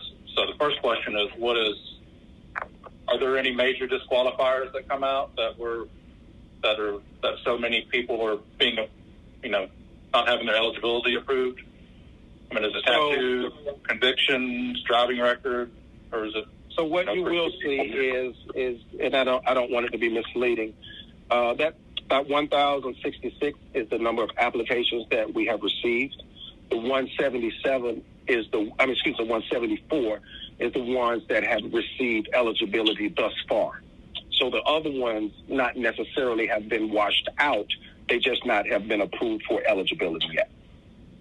Okay, I understand. So I understand what you're saying. Are we working to further speed up and improve both figuring out their eligibility and processing their files once approved eligible? Yes, we are. And so we speak with HR daily because they are tied directly with the approving of eligibility. And so we speak with them daily about that process, and that number changes daily. So this is the number to date. And I'm sure that number, and that, when I say to date, meaning Friday when we had to get the slides together. And so that number is constantly moving. And with that hiring process for AFRD, how much of that process is done internally at AFRD versus our DHR? When you say process, which pieces are you speaking? Are you talking about the entire hiring process? Any part of the, reviewing applications, approving applications, processing the file, out of all of that stuff, leading up to you joining the academy, how much of that is handled internally at AFRD versus handled within human resources? Yeah, I would say it's about a 40-60 split, HR and fire. Okay. So can you, I guess, confidently say that both those departments are working on improving their processes and, while still being careful and making sure all the T's are crossed and I's are dotted, working to speed up that process? Yes, sir. We're definitely working on doing that. Okay. Thank you. Thank you, Chief. Mm-hmm. Thank you so much, Chief Smith. We appreciate you. I look forward to working with you. Thank you. Thank you, ma'am. Thank you, everyone. All right. We're going to do a little flip-flop up on the presentations. We have the law department next, but we have right behind that is a overview of a trip that I actually attended with a series of different people to Houston. And I want to have that presentation move forward. Our Chief Court Judge Robert Grady is going to have to leave. Superior Court Judge Robert Grady is going to have to leave. And we want to do a presentation. So let me just kind of give you a briefing of what this is about. As we talk about crime and lockups and all of that, we have been working very continuously with the mayor's office, along with the pre-arrest diversion. And I am actually, as a chair of public safety, on a committee that looks at all of these from Fulton County. I'm in collaborations with a lot of different committees that's looking at crime from a perspective of how can we change things and not just lock folks up. So Houston has a huge program in Houston, Texas, that is actually looked at across the country as one of the best practices across the country in terms of what other cities are doing. So we went on a trip about 2 or 3 weeks ago to Houston. I was there with about 12 people or more from Atlanta, including Grady, psychological department, the psychiatrist department, along with Fulton County, the judges, Judge Bernie, the municipal clerks from Fulton County, the Atlanta Police Department, the Corrections Department, Pre-Arrest Diversion Center. It was so many people, I can't really name them all, so I apologize if I don't get everybody's name. But it was an awesome trip looking at what is Houston doing and actually looking at some best practices that we can bring back to the city. So we're really, actually, this is a way for us to begin to really collaborate with the county, the city, and the states in terms of looking at what's going on. So we thought it's important that we're going to present this to the city and to Fulton County to begin. Also, Commissioner Khadija from Fulton County was there, just begin to talk about how we can collaborate. So I'm going to stop talking. I was also there with Justin Johnson from the mayor's office. And so I would now ask Mr. Johnson to come forward, and we want to do a brief presentation of what we saw and begin to talk about some of the things we could possibly bring back to the city of Atlanta. Mr. Johnson, are you there? Yes, ma'am, I'm here. Can you hear me? Yes, we can. Outstanding. Justin Johnson, Deputy Chief Operating Officer, City of Atlanta. And part of the presentation, we were going to have our accountability court judge, Robert McBurney, on the call, but he actually had a commitment. So he held on as long as possible, but I surely hope that we'll have the opportunity in the very near future to have him come back to discuss a couple of items that I think will be extraordinarily instrumental for this body and the public to hear. With regards to the area and scope of responsibility that he has over at Fulton County. But I'll go ahead and jump into this presentation. I know we're tight on time, so we'll get started. So, Councilmember Shepherd and members of the committee, again, I appreciate this opportunity to discuss what our firsthand experience was as we visited the Harris County Diversion and Services Center. And this opportunity was made possible by the generosity of the Bloomberg Foundation. And I'd like to specifically thank Ms. Robin Reed, Linda Gibbs, and Linda Soki who were very instrumental in this process. But also one person that I really want to make sure I acknowledge to include Judge McBurney is Kristen Schillick, who's the court support manager in the Justice and Mental Health Project for Fulton County. So next slide, please. So the purpose of the presentation is to provide members of the committee with an update on our recent visit to Harris County. And as was stated, this is truly, and we've heard this body loud and clear about identifying what those best practices are that exist in some of our other jurisdictions that we can really learn from. And so this really proved to be just that. Next slide, please. Slide number 3. So as we more broadly talk about what is a diversion and services center, simply put, it's a law enforcement drop-off point. It can be a law enforcement drop-off point offering co-located services and connections to additional resources for people experiencing mental illness, substance abuse issues, and extreme poverty. So a couple of key bullets, as you can see on the screen, and those listening on the phone. It's an efficient law enforcement drop-off, pre-arrest diversion, screening, and needs assessment by service providers. Can offer a sobering room, and just as it sounds like, it's exactly what it is, and we'll hear a little bit more about that later in the presentation. But it's also a place to offer peer support and referrals, housing assessments, placement, case management, and legal aid, non-emergency medical care, which largely would be described as basic wound care and health screenings, also warrant resolution clinic, and also can provide amenities for pantry services, laundry, showers, lockers, etc., transit cards, living room, and those sorts of things. And that gets really into the day-to-day quality of life aspects of basic human dignity. Next slide, please.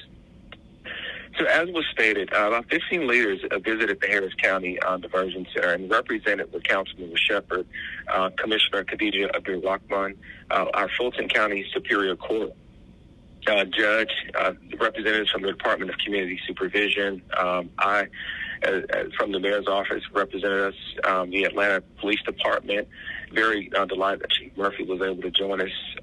Chief Dancy from the Department of Corrections, Police Alternatives Diversion, Grady Health Systems, Georgia Justice Project, Partners for Home, and Women on the Rise. And I call out that list because, as you can see, this is truly a cross-functional approach that we took, and it's really what it will take in order for this to be successful, and it very much mirrors what we saw in Harris County. Next slide, please. Slide number 5. And as you can see on the slide, there have been multiple initiatives that highlight the need for jail alternatives for people with mental illness, substance abuse, and extreme poverty.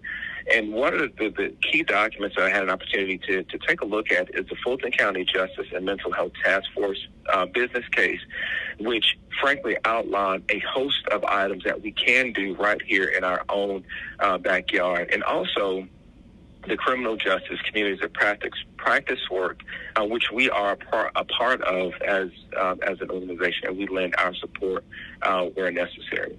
Next slide, please. Slide number 6. So the whole concept of this diversion center is really creating somewhere to go, which advances our goals between city and county to reduce de facto uses of jails as crisis center, which many of you all on this call certainly know and understand and are educated and conversant in that. But some of the data that came out of the work of the task force was that about approximately 30% of ACDC detainees are held for charges associated with homelessness, mental illness, and substance abuse. 15% or so of Fulton County detainees are diagnosed with a mental illness and remain in jail approximately 2 times as long. 8 to 10% of Fulton County bookings are low-level charges associated with homelessness, mental illness, and substance abuse. And 20% of those folks, at the time that this report was produced, were experiencing some form of mental illness. But also, there's an acknowledgement of there's just not a cohesive behavioral health crisis services in Fulton County, which we may sometimes see in other neighboring jurisdictions. But the services do exist, but I think there's some coordination that needs to happen in order so that we can all be on the same page to serve the folks here in the Atlanta area. Next slide, please. So the Harris County model, which largely is a continuum of care, which has the services listed on the right side of the screen, which would include a sobering room, place for pretrial diversion for folks that are picked up for low-level nonviolent offenses, and they can really resolve those issues outside of court.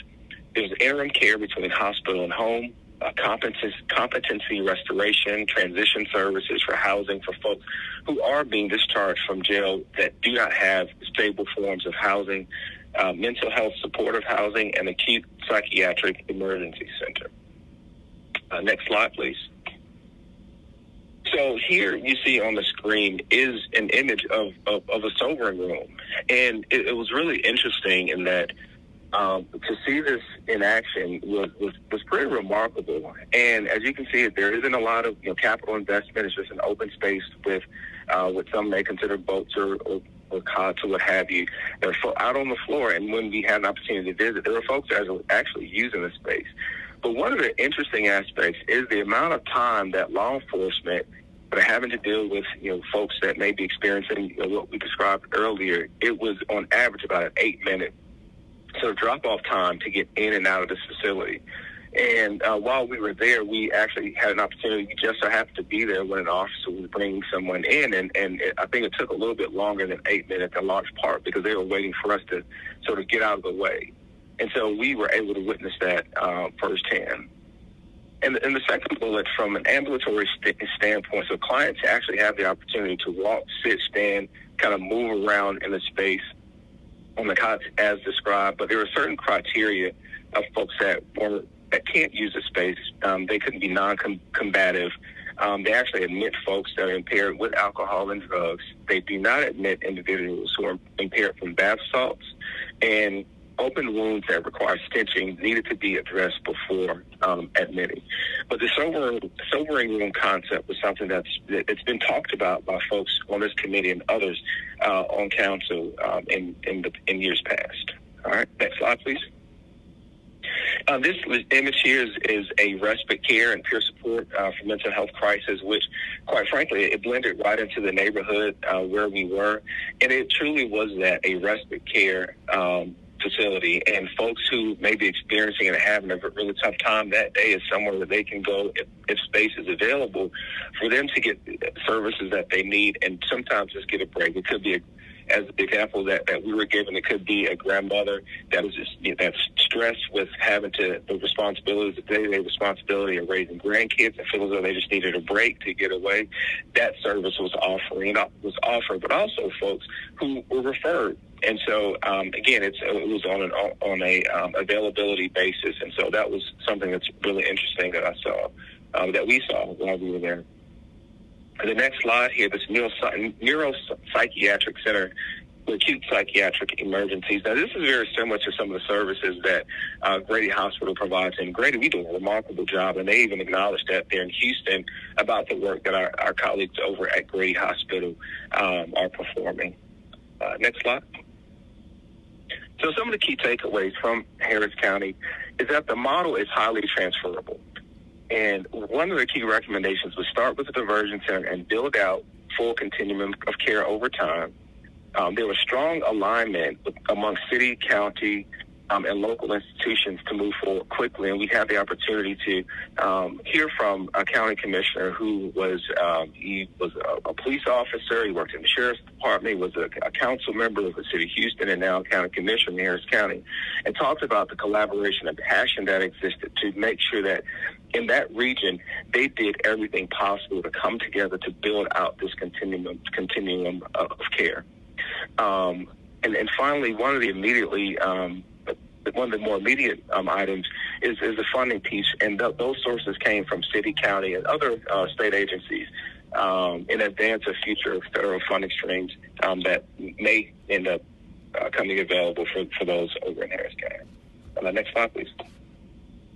So some of the key metrics that were shared with us is the reduction in jail stays by 50% after they after they entered the diversion center program for the first time.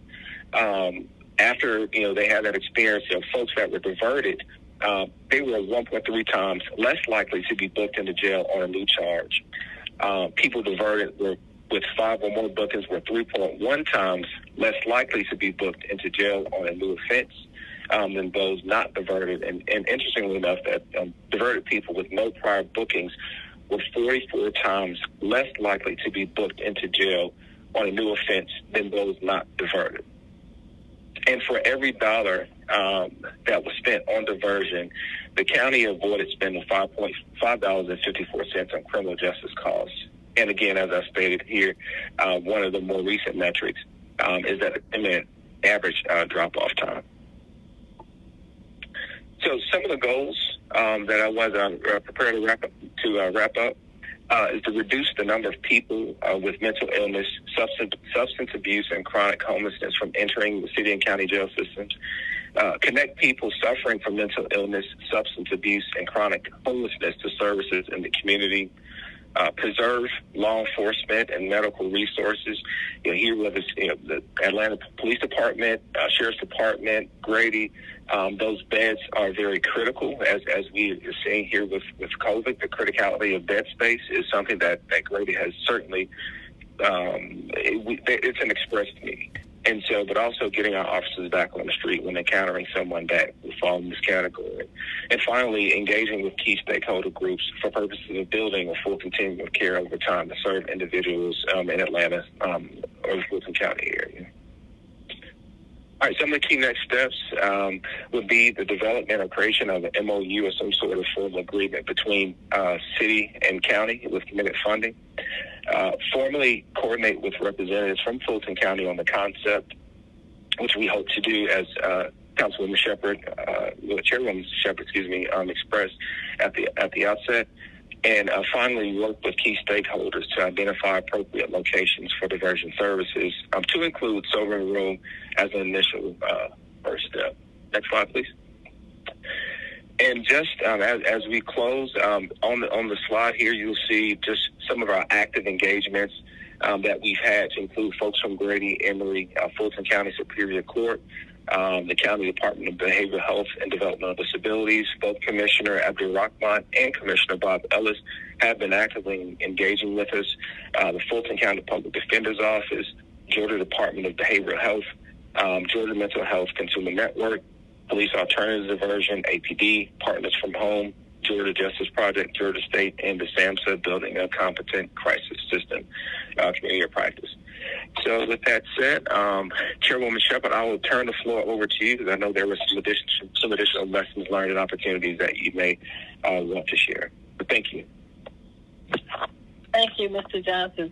Yes, I was really amazed by what I saw in Harris County. One of the things that was great about it, as we talked about Harris County, that this was truly, which I don't think we have here in the city, was that there was commitment from the county, the city, and the state. When we talked to them about funding, I asked them very specifically, where did the funding come from? How did they collaborate? And what I saw there was a true collaboration. Harris County, the youngsters just leading this, working with the city of Houston, but also the state gave a huge amount of money also, which is so different politically from what we have here in Atlanta. One of the things that I did enjoy about that was, what I thought was very helpful was, as I said earlier, this is the beginning of what I see as a collaboration and a commitment, and something that we can begin to do with the city, the county, and everyone, to talk about how we can begin to, we got a long way to go before we be like them and go to be like them. But there are things that we can do, beginning to do, and as Mr. Johnson just said, we are really seriously talking about an MOU and the IDA with the county and the city, and eventually talking about how we can bring the state in. I mean, that's just a whole nother discussion of how our state runs different than the Texas or someone else. But bottom line is, this is the beginning of something, and as Mr. Johnson stated earlier, Fulton County has not been truly as engaged as we want them to be, but I see this as a great opportunity for us to really create a great collaboration. So I'm excited about it. I won't go on and on. I'll just stop now and see if my colleagues have any questions. But we want to have this as the first of a presentation. This is also going to be presented to the Fulton County Board of Commissioners, and then we actually, again, are meeting on a consistent basis now to talk about our next steps. Thank you. Any questions?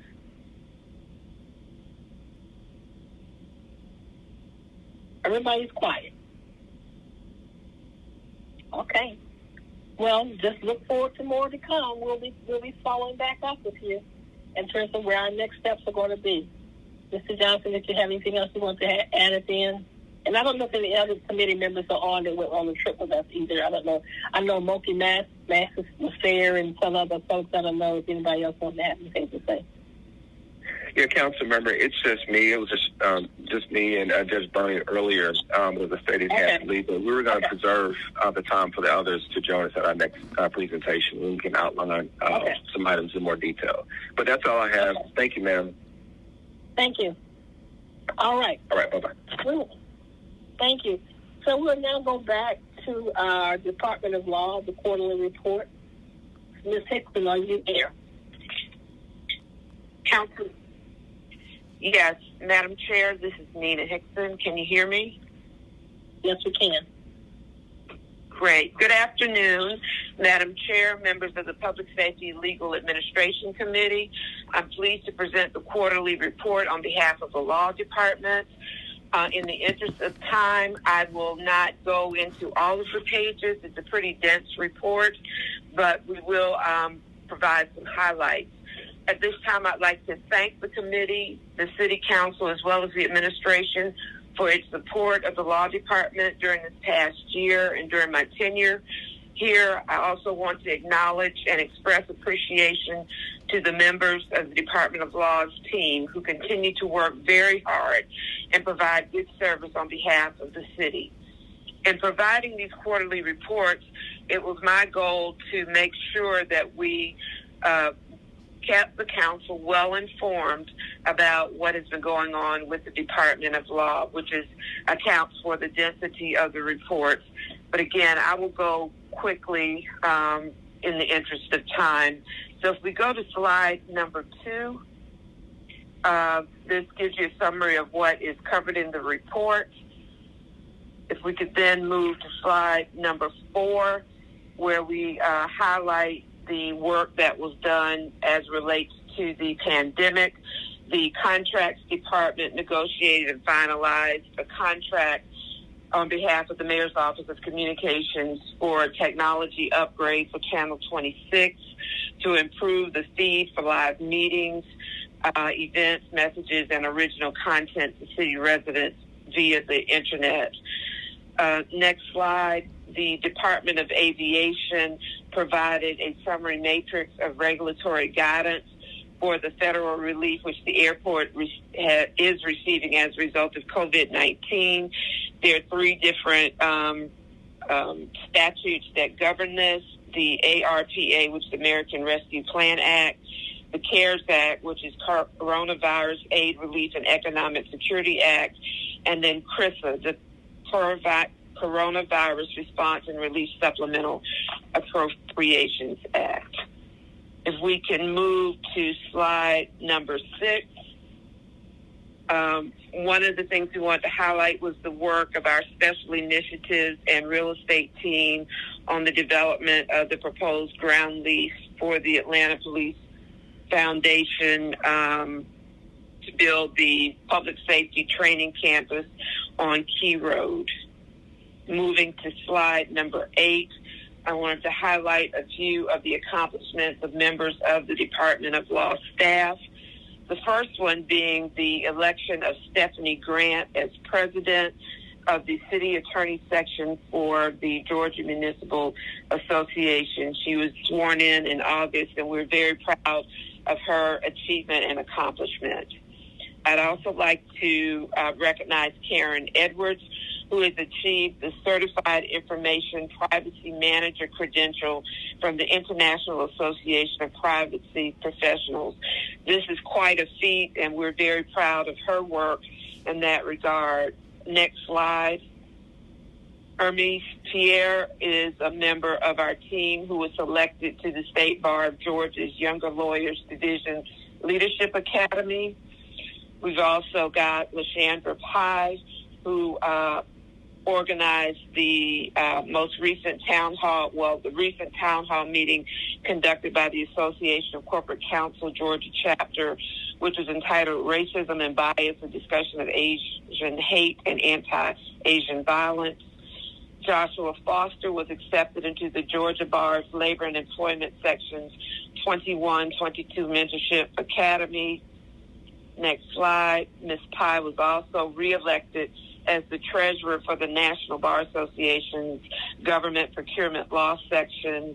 And finally, Ashley Wooten, who is in our Legal Operations Department, was invited to speak on a panel discussing bias in the workplace during the Engaging Local Government Leaders Women's Leadership Program. Moving to slide number 12 through, I believe it's 12 through 17, we discussed various cases that have been where we've had successful results by the litigation division. The Young versus City of Atlanta involved vehicle accident involving Department of Watershed Management. We won on the motion to dismiss. That matter was appealed to the Court of Appeals, and the decision was affirmed. Next slide, the estate of Constance Jackson. This was a matter where a decision of the Atlanta Water Sewer Appeals Board was brought for review. The Fulton County Superior Court upheld that decision. The next slide, on slide 15, we talk about another automobile accident where we were successful in defending that. We filed a motion to dismiss, and the plaintiffs ended up dismissing the case after a hearing. On slide number 16, this was the Thomas case. This was a Section 1983 case where it was alleged that an officer did an unnecessary takedown maneuver, which resulted in a broken leg of the plaintiff. We filed a motion to dismiss. The matter was voluntarily dismissed by the plaintiff in that action. Slide number 17, where the plaintiff filed suit in Fulton State Court regarding a motor vehicle accident. While we were able to resolve the matter at the claims level as relates to property damage, they brought a suit related to the bodily injury. And so this matter, the city filed a motion to dismiss, and the matter, the plaintiff did not file a response, and so the matter ended up being dismissed.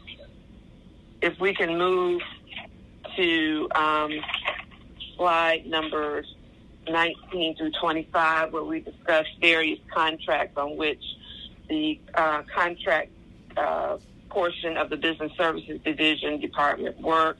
These involve contracts for $4.4 million in HUD grant subrecipient entitlement agreements in support of the HOPWA, CDBG, ESG, and home programs. We also negotiated and finalized an agreement with Positive Impact Health Centers in the amount of $4,675,000, ensuring continued services to connect 1,278 HOPWA-eligible Atlanta residents to stable housing.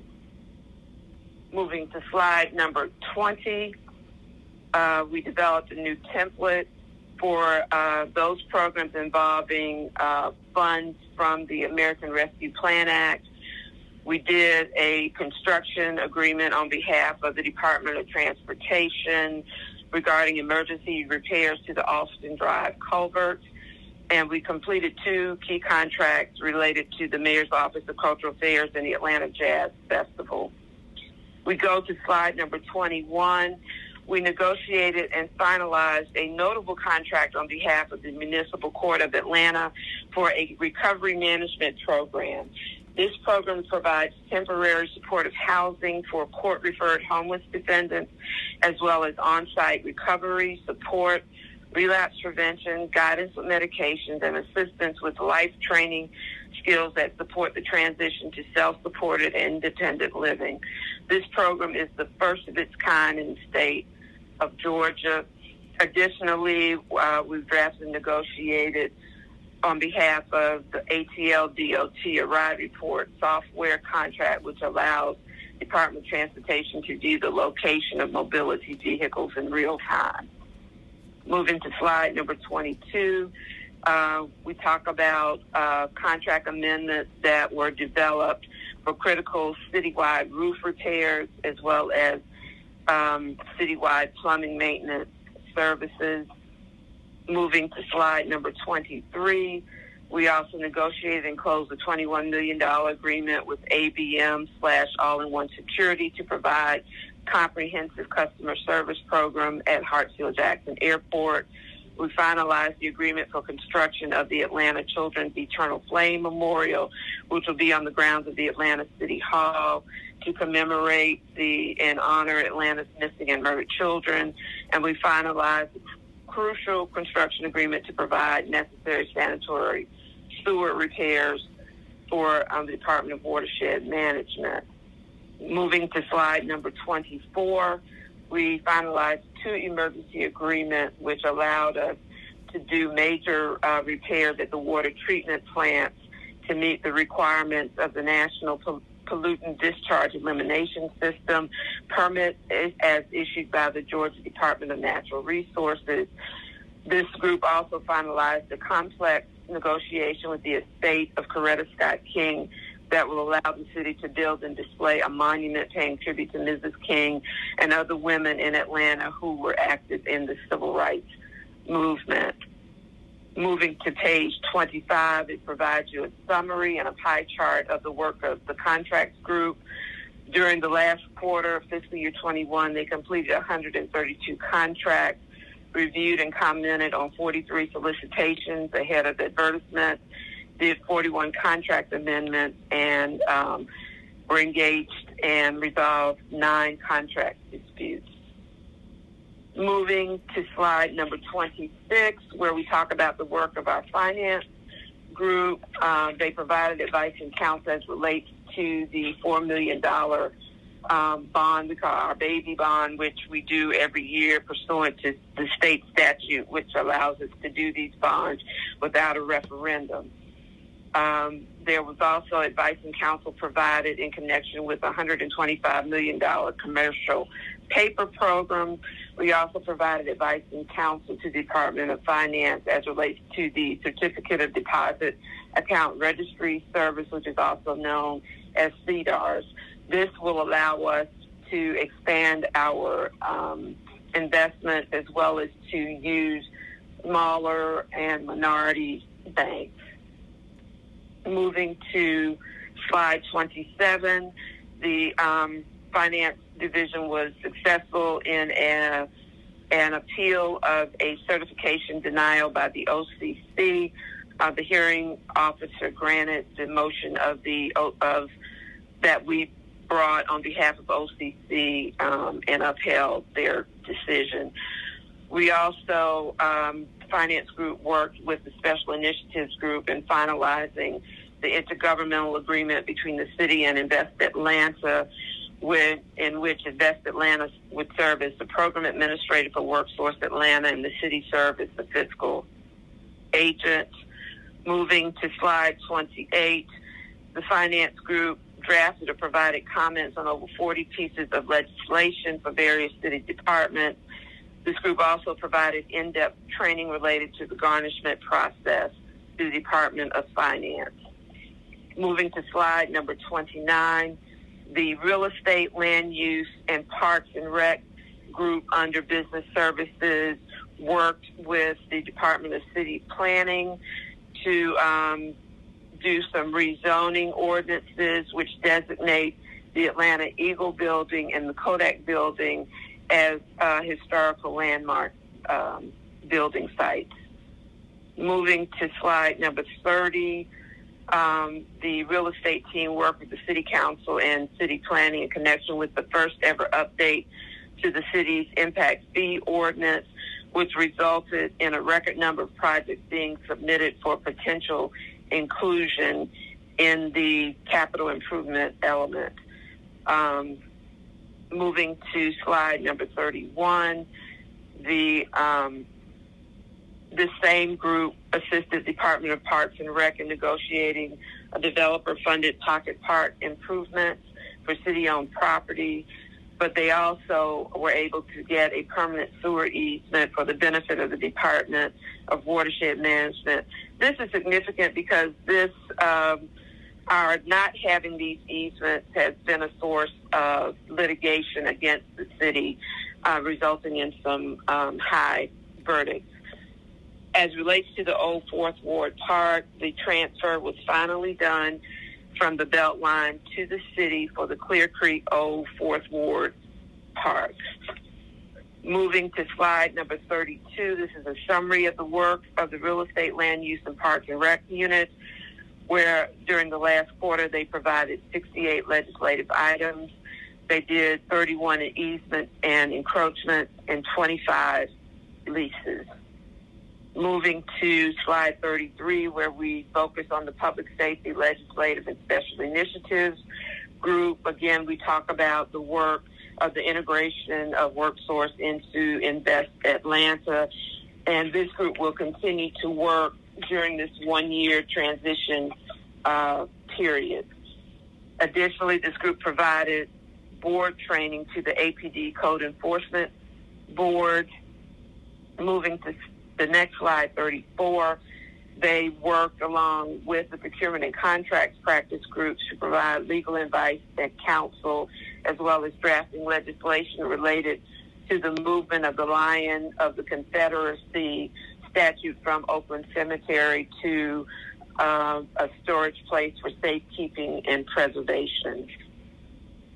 Moving to 35, they also provided services related to the qualifications for the 2021 municipal elections. We can move quickly to page 37, where our labor and employment group was successful in negotiating an early resolution of a federal wage and hour lawsuit. That settlement, we ended up paying some $8,000. Had we not done this, it's likely that we would have ended up having to pay lawyers' fees for the other side, which could have been upwards of $50,000 to $70,000. So we were happy with that result. Slide 38, we also provided assistance to a department in the city related to staffing and coverage. And so we provided advice as relates to the monitoring of Family Medical Leave Act and provided some assistance with developing forms, and we'll be providing training in that regard. Moving to slide number 39, the Watershed Legal Support Group provided support and has for several years related to the completion of the Water Management Sewer Capacity Relief Project at Rodney Cook Senior Park. The watershed attorneys also conducted a training for the Water and Sewer Appeals Board members. Moving to slide 40, the Transportation, Public Works, and SAVE group reviewed 68 pieces of legislation in support of agreements, execution, renewal, and revisions, city code amendments, streetscape projects, art installations, utility relocations, easements, task orders, tactical urbanism, Vision Zero, and other matters. This group also drafted legislation to authorize acceptance of a $35,000 grant for Keep Atlanta Beautiful, as well as drafted legislation to revise the Atlanta City Code to mirror state law parking prohibitions for on-street parking. Moving to slide 41, the team also drafted legislation to authorize the following initiatives: the residential permit parking, 3 ordinances to create or revise residential parking programs in Castleberry Hills, Mechanicsville, and Vine City. They also provided legislation to authorize an encroachment agreement related to the Black Music and Entertainment Wall of Fame. Next slide, 42. This team conducted training in April on the city's ethics code for the members of the Pension Investment Board, General Employees Pension Administration Committee, the Police Pension Administration Committee, and the Firefighters Pension Administration Committee. The team also provided 2 in-house trainings on SAVE and E-Verify programs. Moving to slide 43, the Aviation Practice Group participated and continues to participate in negotiations related to the airport hotel development with Majestic. The group also successfully trademarked the airport's core airport mark for an additional 10 years. The airport group helped to organize and conduct a joint meeting of senior management for the Department of Aviation and Law, and also worked with the airport to draft supplemental concessions relief that provided an 18-month lease extension. Moving to page 44, this is a summary of the operations division aviation legal work. They handled a total of 286 requests in these various categories, including trademark research, litigation, records retention, open records, legislation, legal opinions, client meetings, contract drafts and reviews, and amendments. Moving to slide 46, we'd like to highlight that the Department of Law Litigation divisions received 93 quiet title petitions during the last quarter of fiscal year 21, and in response filed 54 claims recouping $231,000 for water bills, property taxes, and other liens. And then on behalf of water and sewer, assisted with the collection of past due water and sewer invoices for 2 multifamily residential complexes in the amount of $276,355.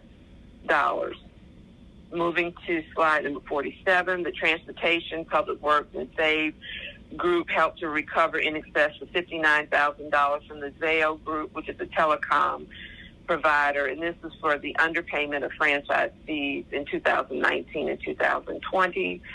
And this group also assisted with the collection of $65,000 in scooter fines from Lime Incorporated that had been outstanding since 2019. Moving to slide number 49, during the last quarter of fiscal year 21, the Department of Law maintained 508 pending claims. During the same quarter, we received 207 new claims, and during the fourth quarter, we resolved 195 claims. Moving to slide number 50, what I'd highlight there is that during the last quarter, we paid $3,692,456 in settlements, where there had been a demand of some $10 million in settlements. As relates to claims, we paid $92,042, where there had been a demand of $875,606. Next slide, 51. For the total of fiscal year 21, we paid $4,479,602 in litigation settlements, where there had been a demand of $14,094,801. In terms of claims for that fiscal year, we paid $510,713, where there had been demands upwards of $20 million. Moving to slide number 53, talking about outside counsel spending. When we compare fiscal year 21 July through September to our current fiscal year, you will see a 45% decrease in outside counsel expenses. We paid $569,856, while in the past we had over $1 million in outside counsel. That concludes our highlights in our brief report, and I'm available for any questions. Thank you, Ms. Hickson. Are there any questions from my colleagues?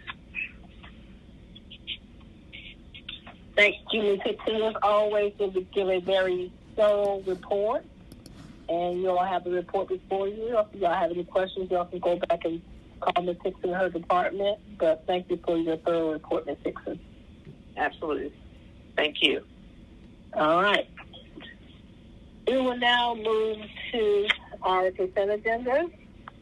Madam Chair, if I may, we had talked about holding item number 2.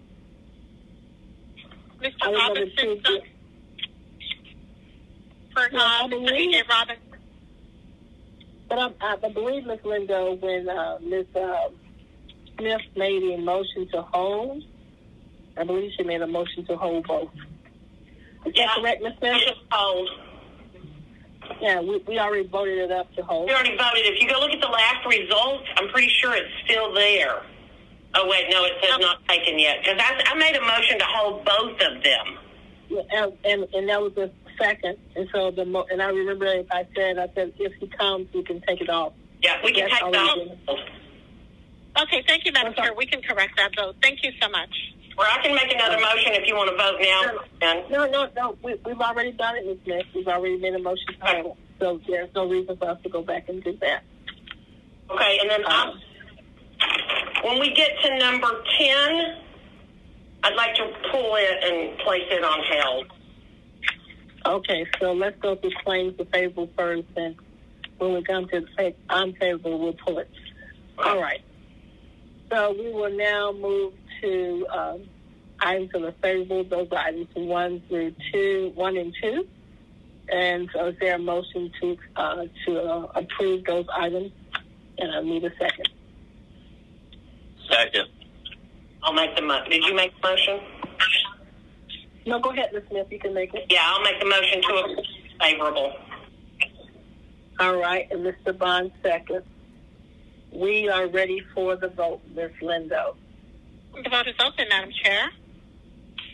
All right. And I am timed out right now, so just go ahead and put me as a yay. Thank you. Ms. Winslow? In favor. Mr. Hillers? Yay. Ms. Boone? Yes, I'm online though. Thank you. Yes. Okay. The vote is closed. That's 6 yeas, 0 nays.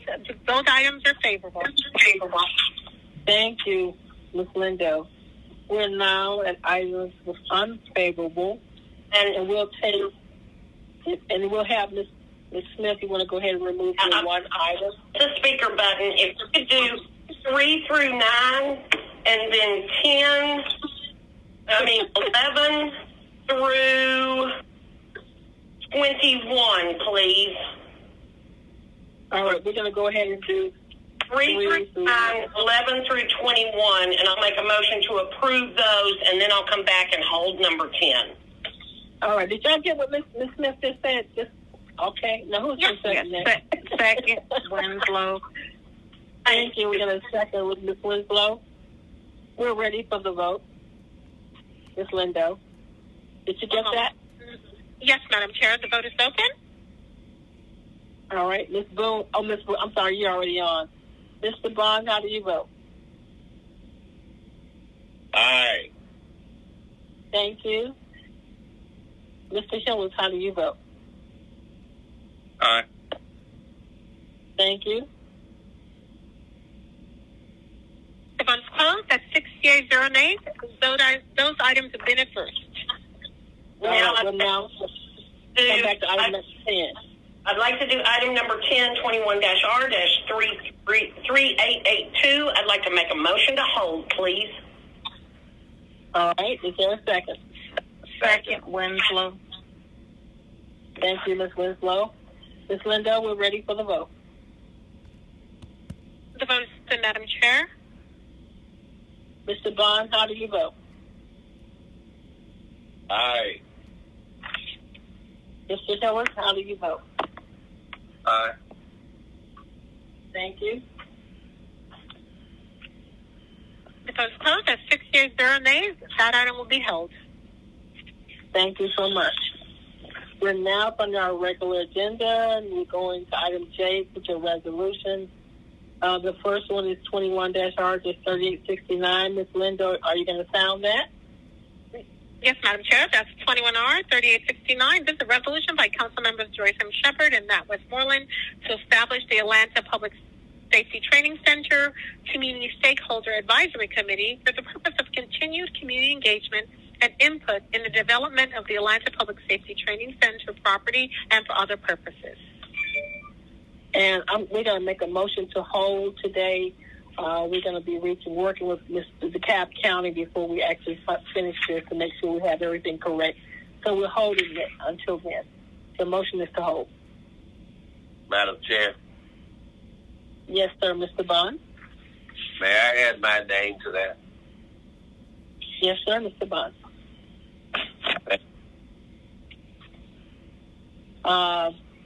So let's make an amendment first to add Mr. Bond's name. Anybody else want to add their name? All right. So the motion was... Add my name, Councilmember Winslow. Thank you.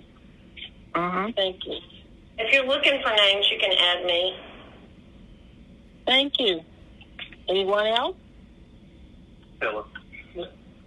Thank you. Ms. Boone? Yes. Okay. All right. So the amendment is to add those said names. Is there a second? Second. Thank you, Mr. Bond. There's been a motion and a second. We're ready for the vote, Ms. Lindo.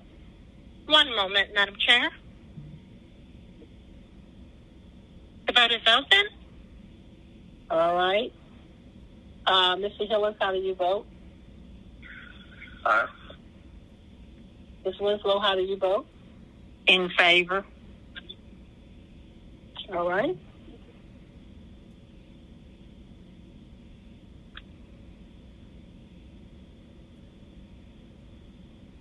The vote is closed. Got 6 yeas, 0 nays. That amendment has been approved to add Councilmember Bond, Winslow, Smith, Boone, and Hillis to the legislation. All right. Thank you. Now the motion is to hold. Is there a second? Second. Thank you, Mr. Bond. We're ready for the vote, Ms. Lindo. The vote is open. Mr. Hillis, how do you vote? I'm online now. Thank you. Okay. Ms. Winslow, how do you vote?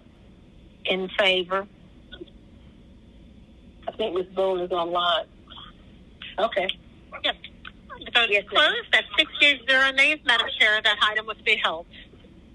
Thank you. We'll now move to item number 2. Would you sound that, Ms. Lindo? Yes, Madam Chair. That's Resolution 21R 3894. This is a resolution by Public Safety and Legal Administration Committee authorizing the reemployment of City of Atlanta retiree Zachary Lewis as a fire equipment service technician with the Atlanta Fire Rescue Department Technical Services Division for an annual compensation not to exceed $31,200 pursuant to Section 3-505C of the City Charter and for other purposes. Are there questions? Is there a motion? Move approval. I'm sorry. Okay. Thank you. I heard someone to move approval. Okay. Approval by Mr. Bond, second by Hillis. I believe that's what I heard. We're ready for the vote, Ms. Lindo. One moment. The vote is open, Madam Chair.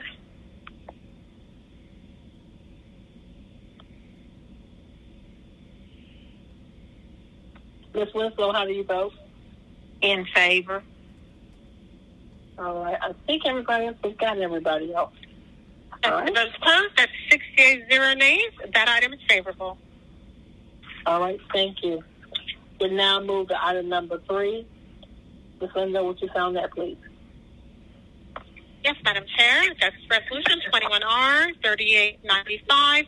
That's a resolution by Public Safety and Legal Administration Committee authorizing the mayor or designee to enter into a cooperative purchase agreement CTG 12-10-368 with Action Target Inc., utilizing General Services Administration contract number listed herein for the firing range target system, maintenance and supplies on behalf of the Atlanta Police Department pursuant to 2-1602, Article 10, Procurement and Real Estate Code of the City of Atlanta, Code of Ordinances, in an amount not to exceed an annual amount of $40,000 and for other purposes.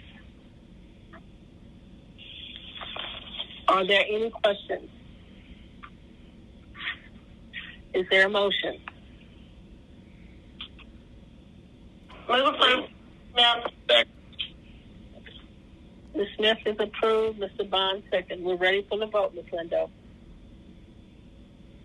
The vote is open, Madam Chair. Thank you. Ms. Lindo, how do you vote? Ms. Winslow, how do you vote? In favor.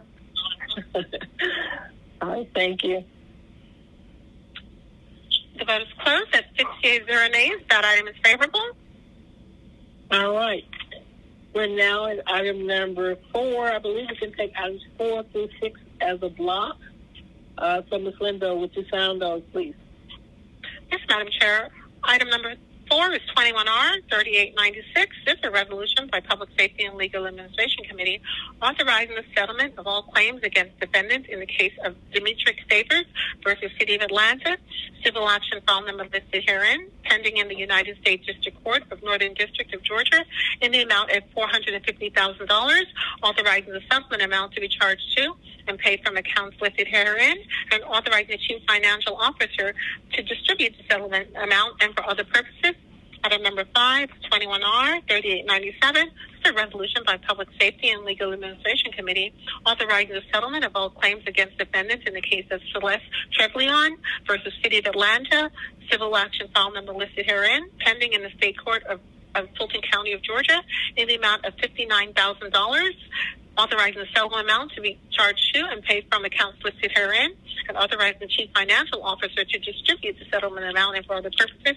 Item number 6, 21R3898, resolution by Public Safety and Legal Administration Committee authorizing the settlement of all claims against defendants in the case of Carla Adams versus City of Atlanta, civil action file number listed herein, pending in the State Court of Fulton County, Georgia, in the amount of $50,000, and authorizing the settlement amount to be charged to and paid from accounts listed herein, and authorizing the Chief Financial Officer to distribute the settlement amount and for other purposes. Thank you, Ms. Lindo. So we have all of those papers before us. Is there a motion? Move approval. Thank you. Is there a second? Winslow, second. Thank you. There's been a motion and a second by Mr. Bond and Ms. Winslow. We're ready for the vote, Ms. Lindo. The vote is open, Madam Chair.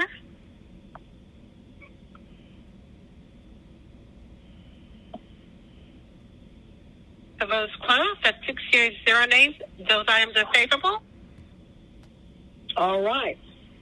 We are now at the end of our agenda. We don't have any papers that are coming off of held. So, is there anything that people want to make an announcement about? Yes, ma'am. Mr. Bond. This is not public safety related, but on Wednesday, Councilwoman Winslow and I will be engaged in a Meals with Meaning food distribution at 3 p.m. at the Cathedral of Faith Church of God in Christ at 1137 Avon Avenue. This is our partnership with HelloFresh, second up is Atlanta, Pratt Industries, and our other community partners to distribute 8,000 meals a week for the next calendar year. So there's no prerequisite. If you or someone you know could benefit from this, please see us out there at the Cathedral of Faith Church of God in Christ, 1137 Avon Avenue, at 3 p.m. on Wednesday, and please spread the word. And we'll be there until our supplies are exhausted. Thank you, Mr. Bond. Anyone else? I do have one or two things. One in particular, on this coming Thursday at 5:30 at Southside Park on Jonesboro Road. I don't know if you all know, but we have actually created the first mountain bike trail at Southside Park on Jonesboro Road. And this coming Thursday at 5:30, there has been a donation of 50 mountain bikes that have been awarded to the park. We're going to begin to train youth in the community on how to mountain bike. Again, this is the only mountain bike we have in the city of Atlanta, and so we'll be out there Thursday at 5:30 for that. And then on this coming Saturday, over on Pittsburgh Yards, you all know where it is. That's the old Annie Casey property on Pittsburgh Yards. They will actually be having their grand opening on this coming Saturday, and that is going to be from 12:30 to 5 p.m. It is actually sitting on the Southside Trail belt line. So please come out for the celebration and the opening of Pittsburgh Yard on this coming Saturday. I will be out there and look forward to seeing you all. That's all I have. Can I go? Yes, Ms. Smith. Go ahead. Move to adjourn. Second. Thank you. Thank you all. Thank you for the meeting, and you all have a good one. You too. Bye-bye. Thank you. Thank you. Good meeting.